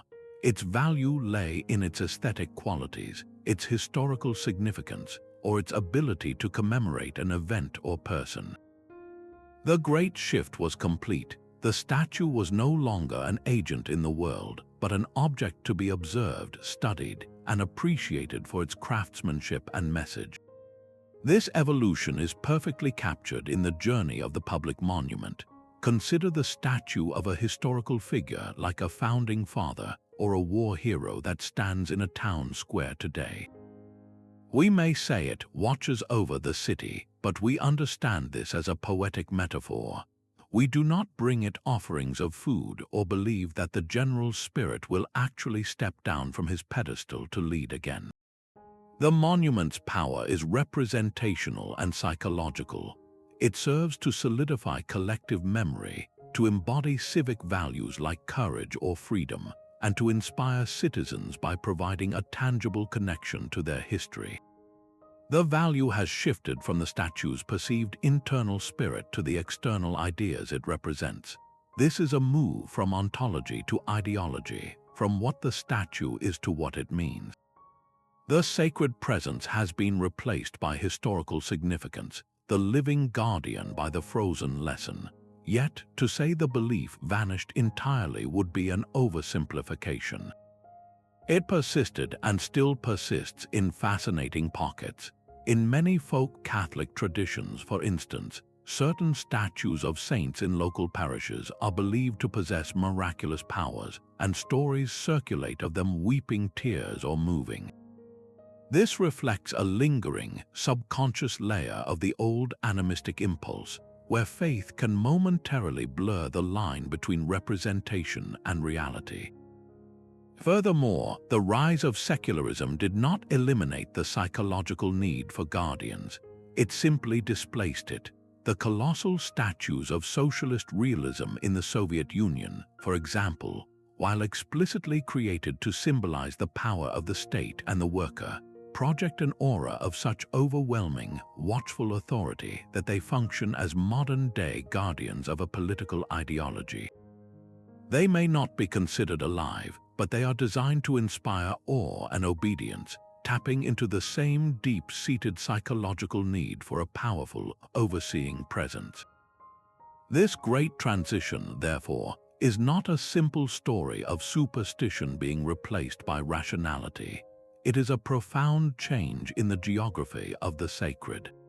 In the ancient world, the divine was immanent, infused within the material world, accessible through localized points of contact like a temple statue. With the rise of monotheism and the Enlightenment, the divine became increasingly transcendent, located outside of the world, in a heavenly realm or in the abstract laws of nature. The statue, as a result, lost its role as a vessel and became a signpost. It no longer contained the sacred but pointed toward it. This changed humanity's relationship with the material world itself. Stone, wood, and metal were gradually stripped of their spiritual potential and became neutral matter, resources for human use rather than potential homes for conscious beings. This was a necessary precondition for the scientific and industrial revolutions, but it also represented a certain disenchantment of the world, a distancing from the intimate, participatory cosmos of our ancestors. The guardian had not died, but it had undergone a fundamental metamorphosis, trading its divine consciousness for a symbolic power that continues to shape our public spaces and our collective imagination to this day. So, if the great transition of the Enlightenment seemingly disenchanted the world, stripping the spirit from the stone, why does the echo of the ancient guardian still feel so close? The answer lies in a fundamental truth about human psychology. We have never truly stopped animating the inanimate. We may have traded a literal belief in a resident spirit for a more metaphorical understanding, but the deep-seated impulse to project life onto significant forms remains as powerful as ever. Our modern monuments, though officially classified as inanimate objects, are far from lifeless in the eyes of the communities that live with them. They possess what we might call a social and psychological life, a vitality bestowed upon them not by a sacred ritual, but by the collective memory, values, and emotions we pour into them. Consider the language we instinctively use. We say that the Statue of Liberty welcomes immigrants to New York Harbor, or that the Lincoln Memorial in Washington, D.C. presides over the reflecting pool. We describe the ancient Moai of Easter Island as watching over their land. This is not just poetic license. It is a subconscious act of anthropomorphism that reveals our enduring need to see these figures as active participants in our collective story, not silent, passive ornaments. This linguistic habit is a direct descendant of the ancient worldview, a ghost of the belief that stone can be a conscious witness. This phenomenon is perhaps most palpable at sites of profound collective emotion, such as war memorials. Visit the Vietnam Veterans Memorial in Washington, D.C., with its stark, black granite wall etched with the names of the fallen. The atmosphere there is charged with a presence that is almost tangible. Visitors don't just look at the names, they touch the stone, leaving flowers, letters, and personal mementos at the base. They speak to the wall as if it were a conduit to the lost. In that sacred space, the granite slab ceases to be mere rock. It becomes a vessel for national grief, for personal loss, for unanswerable questions. It is animated by the tears shed upon it and the whispered confessions made before it.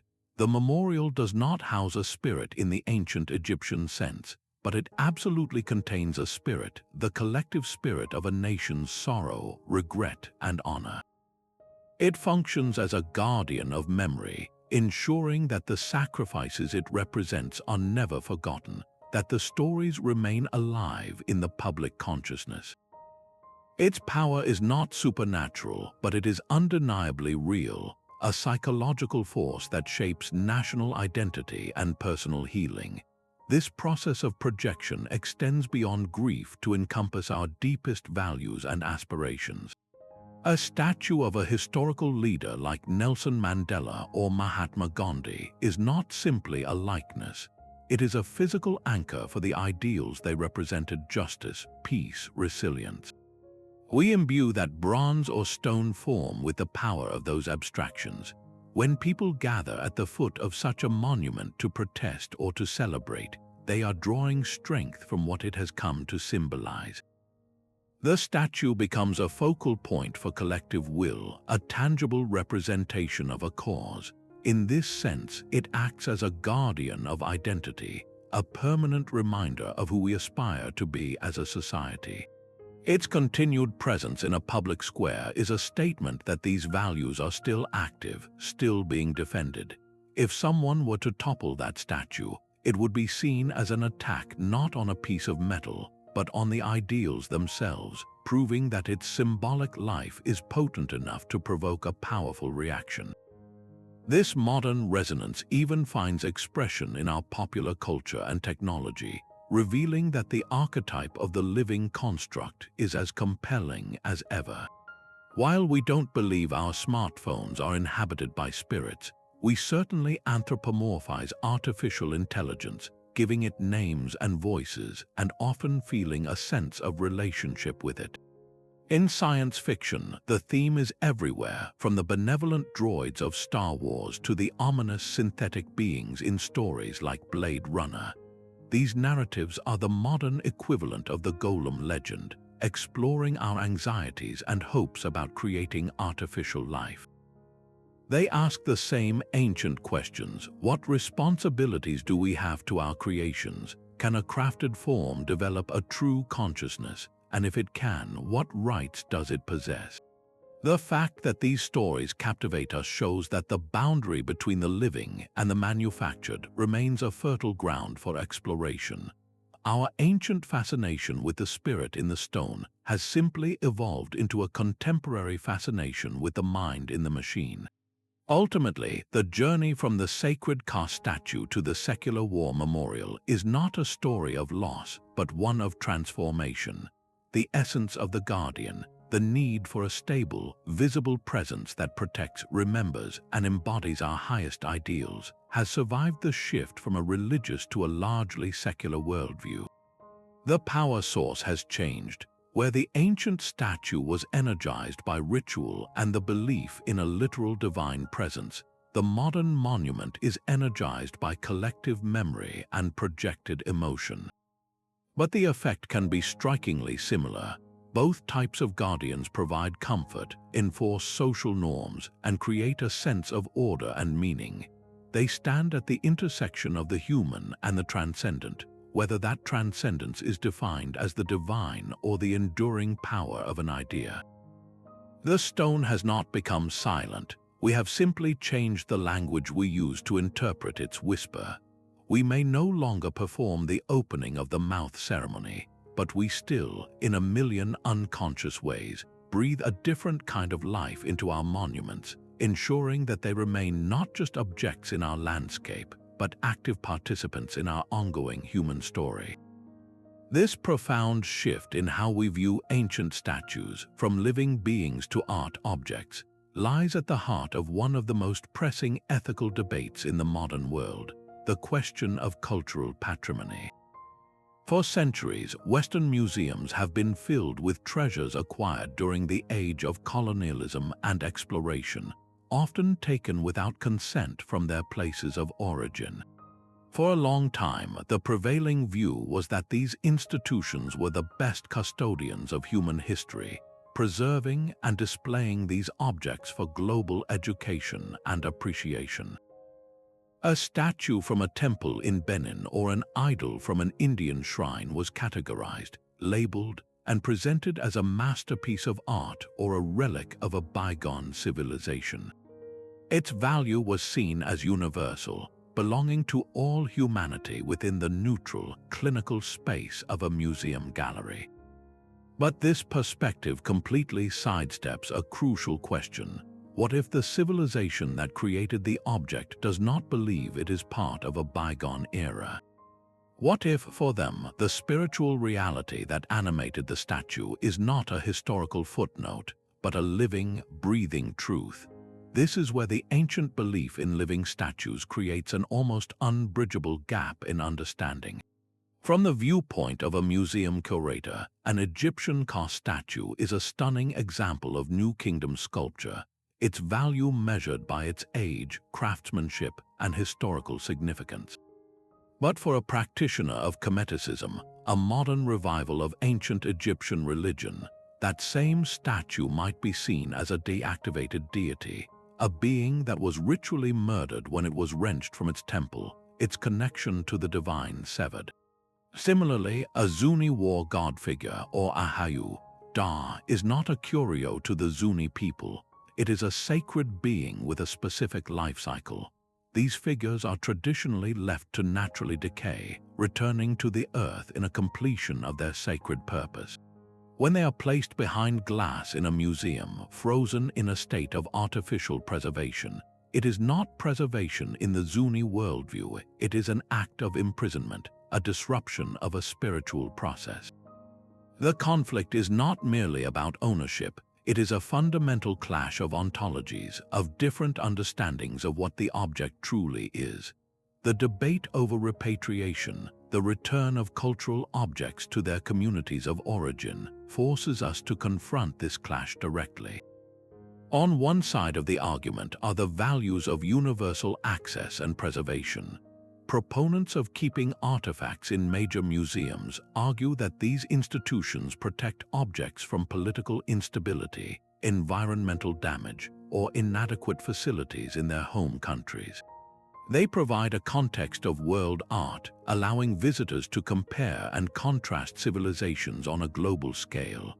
A visitor in London can see the Parthenon marbles, the Rosetta Stone, and an Easter Island moai all in one day, a feat impossible if all objects remained in situ. This, they argue, fosters a greater appreciation for the shared heritage of humanity. However, the counter-argument, rooted in the belief of the sacred object, is powerful and emotionally compelling. It asks who has the right to define an object's meaning. Is it the academic who studies it, or the community for whom it is an integral part of their spiritual and cultural identity? For indigenous groups and source nations, the removal of these objects is not just a loss of property, it is a form of ongoing cultural and spiritual violence. It is the capture of an ancestor, the silencing of a god, the theft of a vital part of their living heritage. When a sacred statue is displayed in a museum, stripped of its ritual context, denied offerings, and gawked at by tourists, it is a profound act of disrespect. It reduces a subject, a being with agency, to an object, a thing to be consumed by the gaze of outsiders. This is not education. It is, from this perspective, a continuation of the colonial mindset that dismissed non-Western spiritual beliefs as primitive superstitions unworthy of serious consideration. This ethical dilemma has no easy answers, but there is a growing movement towards restitution and more collaborative relationships. Some museums are now engaging in dialogues with source communities, resulting in the return of certain highly sacred items. In other cases, compromises are found, such as long-term loans or co-curated exhibitions that present the object's significance from the perspective of the culture that created it. These efforts acknowledge that the museum's role is evolving. It is no longer enough to be a warehouse of treasures. There is a responsibility to be an ethical partner, to recognize that the greatest value of an object may not be its monetary worth or its aesthetic appeal, but its continued role in the spiritual life of a people. The silent stone figures at the center of these debates are more than just test cases for international law. They are the ultimate symbols of a world struggling to reconcile different ways of knowing. They force us to ask whether our desire to possess and display the artifacts of human history should outweigh the rights of living cultures to maintain their sacred connections to the past. Standing alone in the vast expanse of the Pacific Ocean, Rapa Nui, or Easter Island, presents one of the most haunting and compelling mysteries of the ancient world. And at the heart of this mystery are the moai, the nearly 900 colossal stone figures that stare with solemn authority from their scattered platforms. For generations, the prevailing theory was that these giants were merely statues of revered ancestors, monumental portraits gazing inland to watch over their descendants. But this interpretation, while partially correct, misses a far more profound and animistic truth. The moai were not just representations, they were likely believed to be powerful vessels, containers for a sacred energy that animated both the stone and the community it protected. This energy was known as mana. In Polynesian belief systems, mana is not a vague spiritual concept. It is a tangible, transferable force, a kind of spiritual electricity that conveys authority, effectiveness, and sacred power. Chiefs, priests, and skilled artisans were thought to possess great mana, which allowed them to lead successfully, perform rituals, and create extraordinary things. When a powerful chief died, his mana did not simply vanish. It needed a new home, a stable repository to prevent it from dissipating and leaving the clan vulnerable. This is where the Moai fulfilled their ultimate purpose. Scholars like Dr. Joanne van Tilburg have championed the theory that the statue acted as a permanent battery for this spiritual force. The death of a chief triggered a sacred process. The clan would commission a Moai in his likeness, and through elaborate rituals, the chief's potent mana was transferred from his mortal body into the enduring stone. The statue thus became more than a memorial.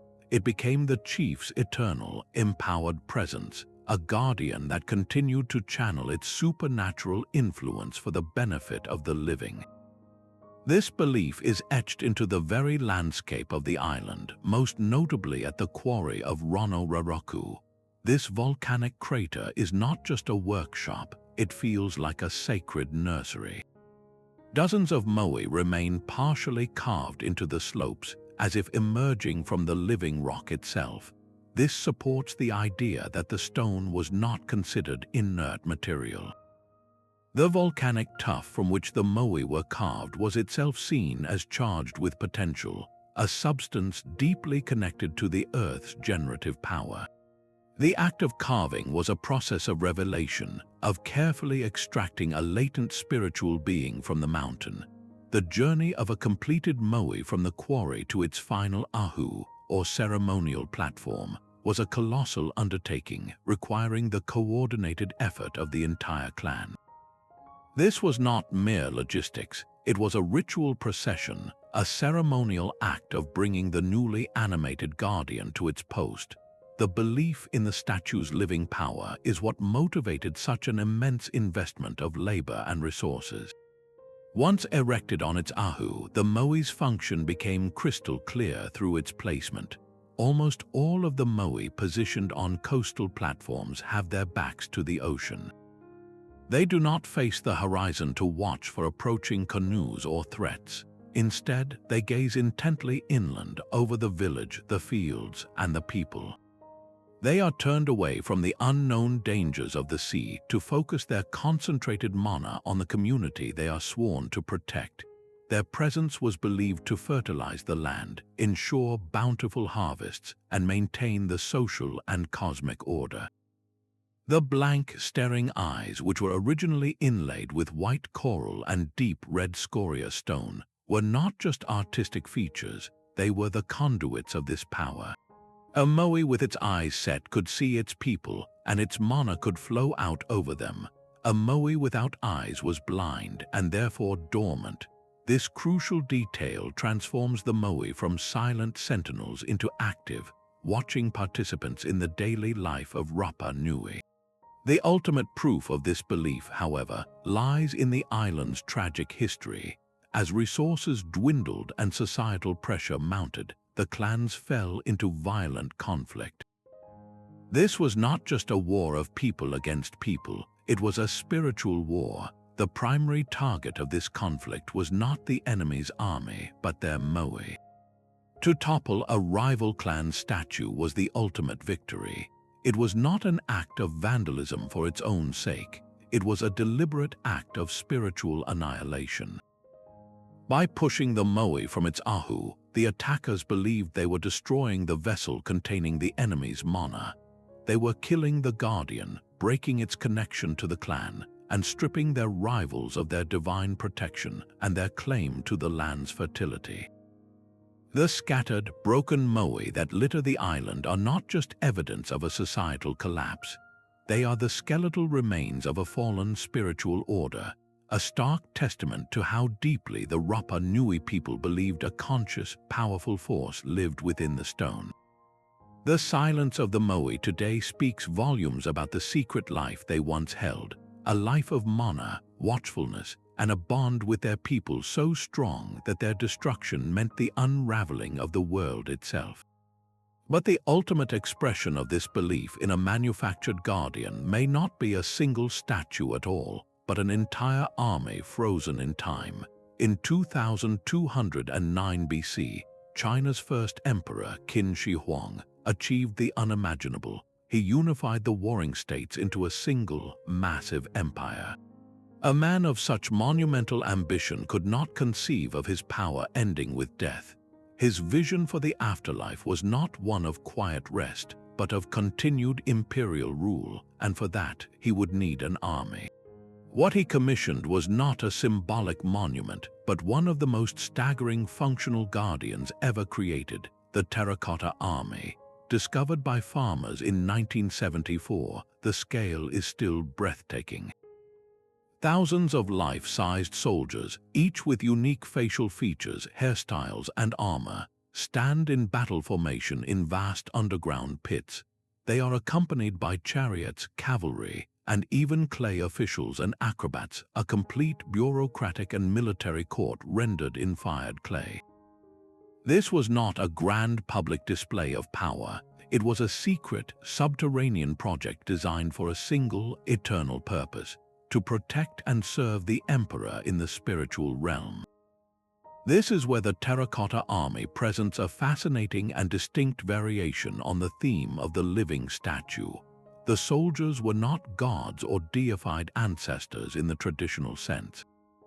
They were representations of the emperor's very real, very mortal army, yet the belief surrounding them suggests they were far more than mere sculptures. In the worldview of the Qin dynasty, the afterlife was a direct extension of earthly existence. A person's soul would need all the same comforts, tools, and protections it had in life.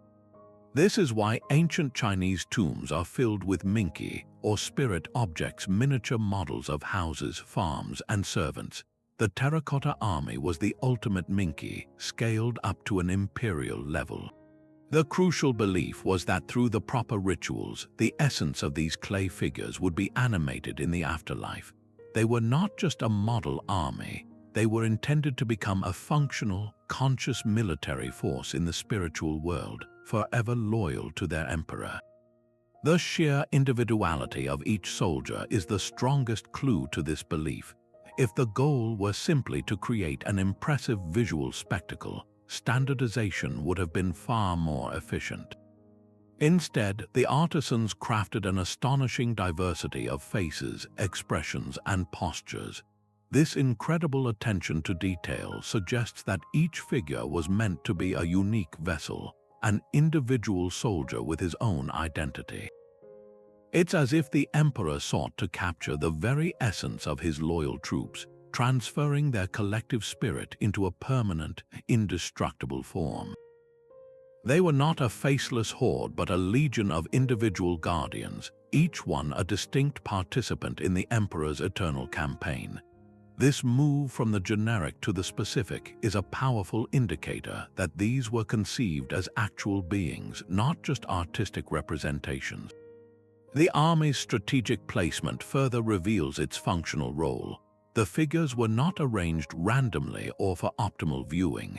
They were deployed in precise military formations, with vanguards of archers, main forces of infantry, and flanking units of cavalry and chariots, all positioned to face east from where the emperor's conquered rivals had once threatened his kingdom.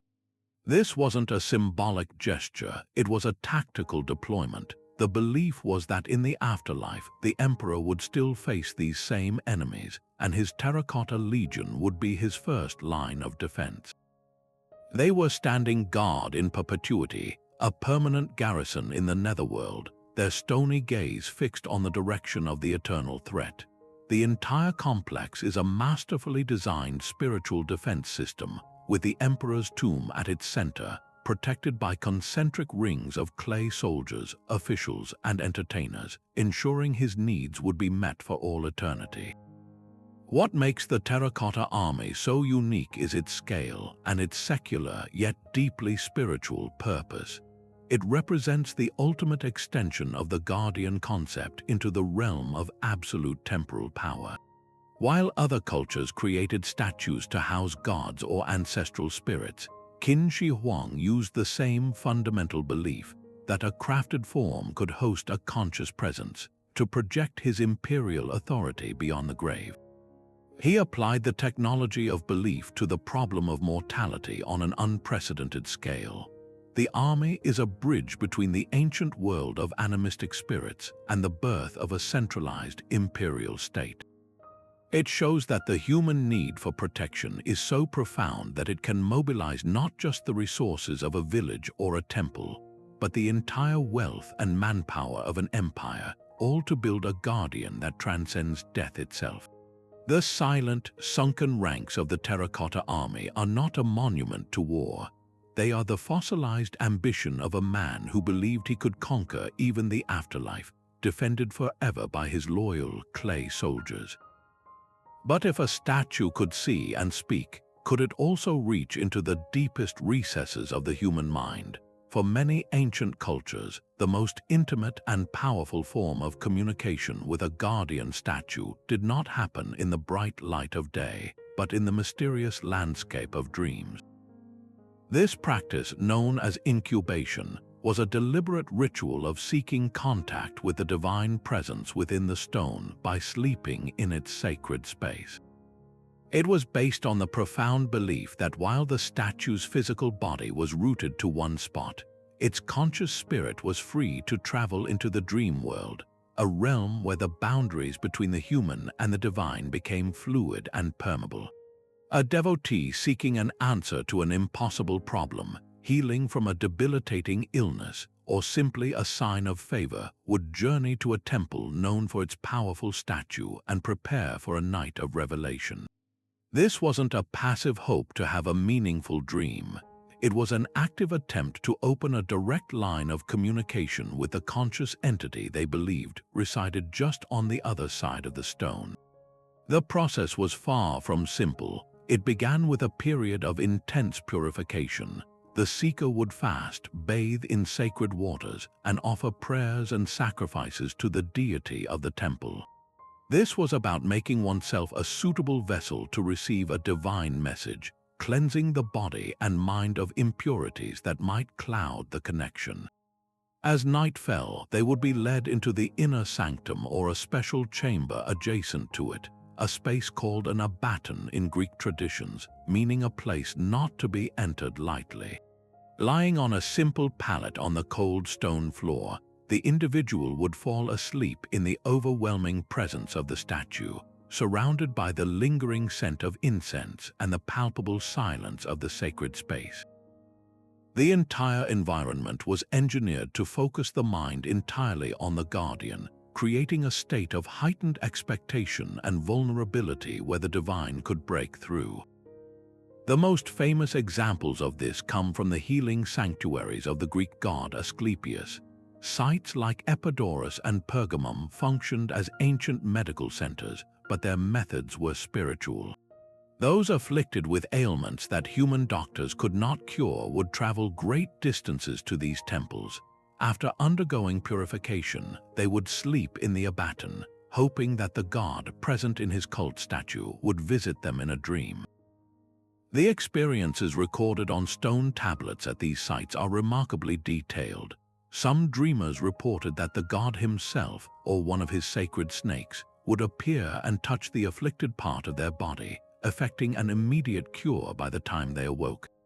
Others received symbolic instructions. One man dreamt that the god told him to go to the public fountain and drink a mixture of water, honey, and basil, and upon doing so, he coughed up a parasite and was healed. These dream prescriptions were followed to the letter, and the subsequent recovery was seen as irrefutable proof of the statue's active, healing power. This concept of dream communication was by no means limited to Greece. In ancient Egypt, a person might sleep in a temple dedicated to a god like Serapis or Bes, seeking guidance.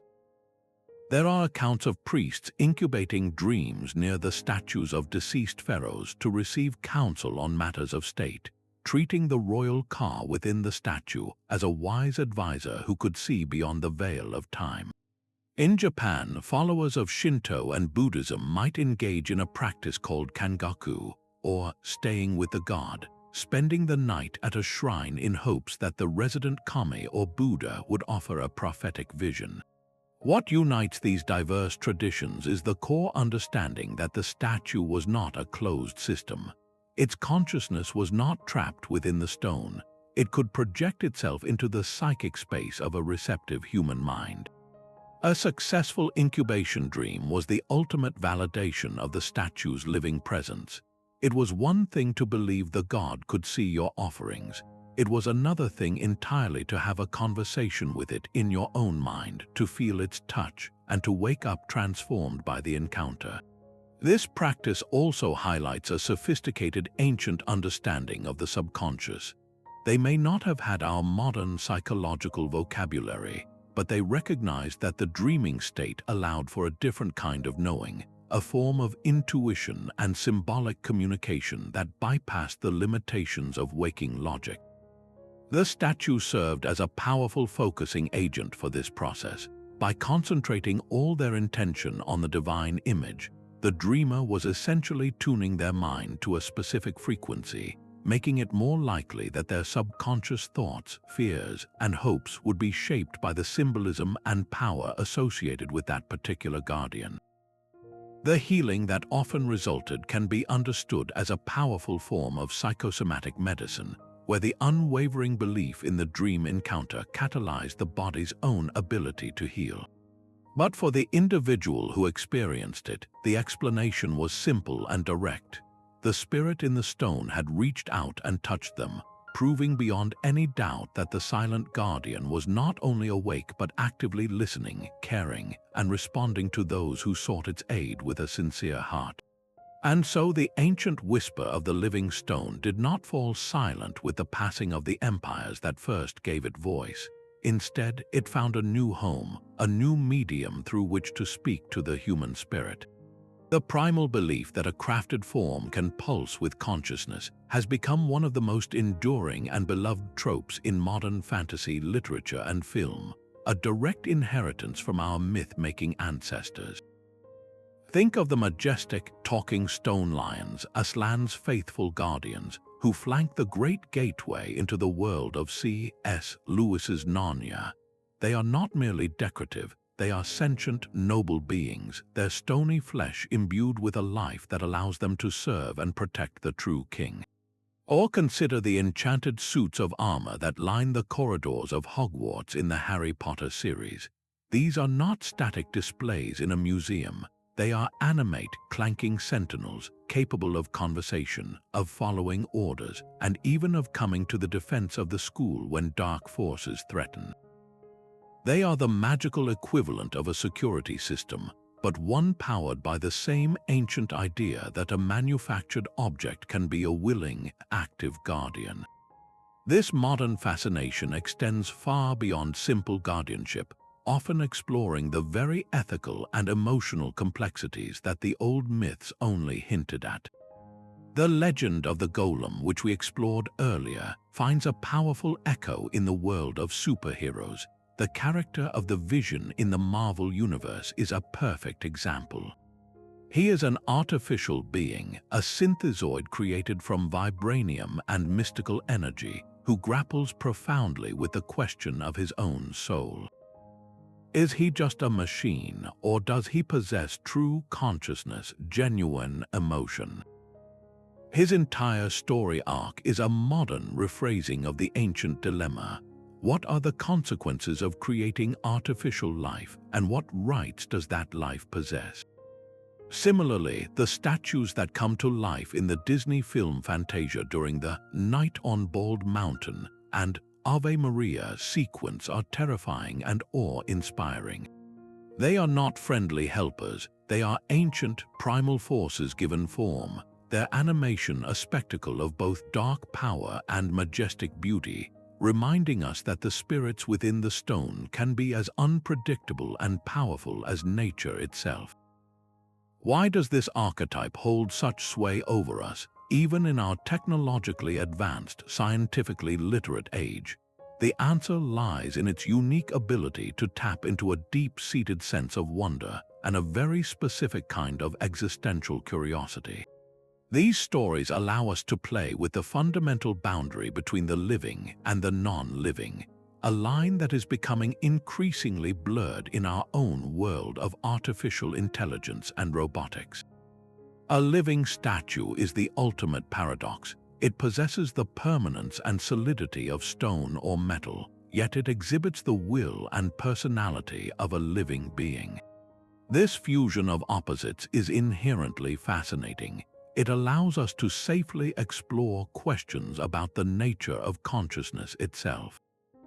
What does it mean to be alive? Is life defined by a biological process, or can it be granted to anything through magic, technology, or divine will? By giving us characters that are clearly artificial yet undeniably conscious, fantasy media provides a sandbox for pondering these profound questions. Furthermore, the animated statue in modern stories often serves as a powerful symbol of legacy and memory, much like our war memorials. The weeping angels from Doctor Who are a brilliantly terrifying inversion of this concept. They are quantum-locked beings who look like stone statues, but only when no one is looking at them. They are literally monuments that become monsters in the blink of an eye, representing a past that is frozen yet perpetually dangerous, a memory that can actively harm you if you turn your back on it. On a more benevolent note, the statue of Tolos in the Elder Scrolls video games is a god who was once a man, and his giant stone likenesses that dot the landscape are not just shrines but conduits for his power. They are a physical manifestation of a cultural memory, a hero so revered that his presence is believed to be literally cemented into the very geography of the land. These modern narratives prove that the statue is still a vessel, but now it often contains our collective fears, our technological anxieties, and our hopes for immortality through memory. This enduring legacy demonstrates that the ancient belief was not a superstition to be outgrown, but rather a profound archetype that continues to evolve. The sacred rituals have been replaced by spells, super science, or the power of a narrative, but the core magic remains unchanged. We are still performing the opening of the mouth ceremony, only now we do it with the pen of a novelist, the lens of a camera, or the code of a video game developer. We are still building vessels for spirits, but the spirits we are trying to capture are the timeless ones of wonder, fear, and the endless human quest to understand what it means to be truly alive.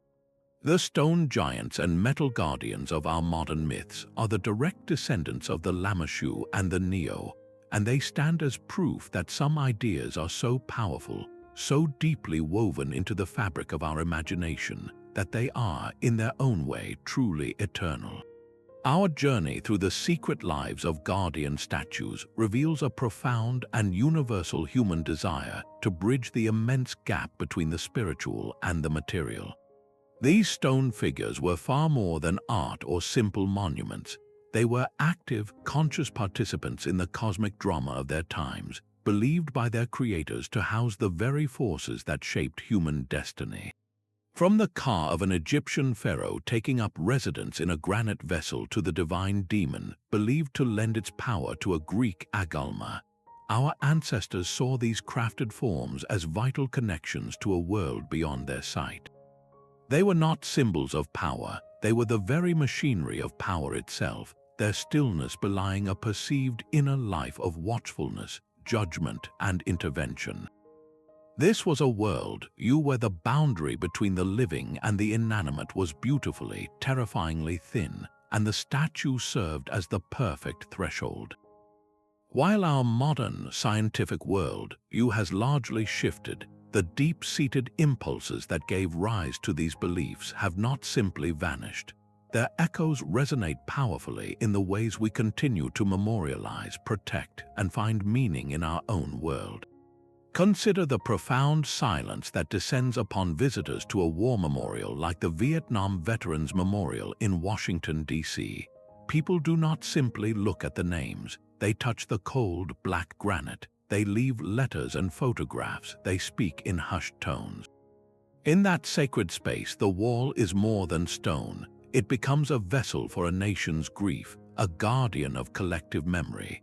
We may not believe a spirit literally resides within it, but we animate it with our own emotions, our loss, and our respect, granting it a powerful social and psychological life. Similarly, a statue of a historical leader in a town square is more than a bronze likeness. It is an anchor for our ideals, a tangible representation of values like justice or freedom that we aspire to uphold. We project onto it a kind of watchful presence, a reminder of the principles it stands for. This enduring need suggests that the ancient practice was not merely a superstition to be outgrown, but rather a sophisticated response to a fundamental human condition, our need for order, connection, and reassurance in a vast and often unpredictable universe. The Guardian statue was a brilliant psychological technology. It localized the diffuse and frightening power of the unknown, giving it a face, a form, and a fixed address. By performing rituals and making offerings, people could interact with this power, fostering a sense of agency and control. The belief that a conscious entity was watching over the city gates or the family hearth provided a comfort that is as understandable today as it was thousands of years ago. We may have replaced sacred rituals with civic ceremonies and divine mana with historical narrative, but the underlying human yearning for a visible, stable protector remains a powerful force in shaping our landscapes and our identities. So the next time you find yourself standing before an ancient statue, whether in a museum, a temple ruin, or a city park, take a moment to look beyond its weathered surface. Try to see it not as a relic from a forgotten past, but as a key to a different way of experiencing the world. Remember that for the hands that carved it and the community that revered it, this figure was likely not just a representation, but a residence. It was a silent witness to centuries of prayers, celebrations, and fears, believed to be very much alive, guarding profound secrets within its stony heart. That lingering feeling of being watched, that subtle sense of presence we sometimes feel, might just be the faintest echo of that ancient certainty, a whisper across time reminding us of a world where everything, even rock, was filled with the breath of potential life.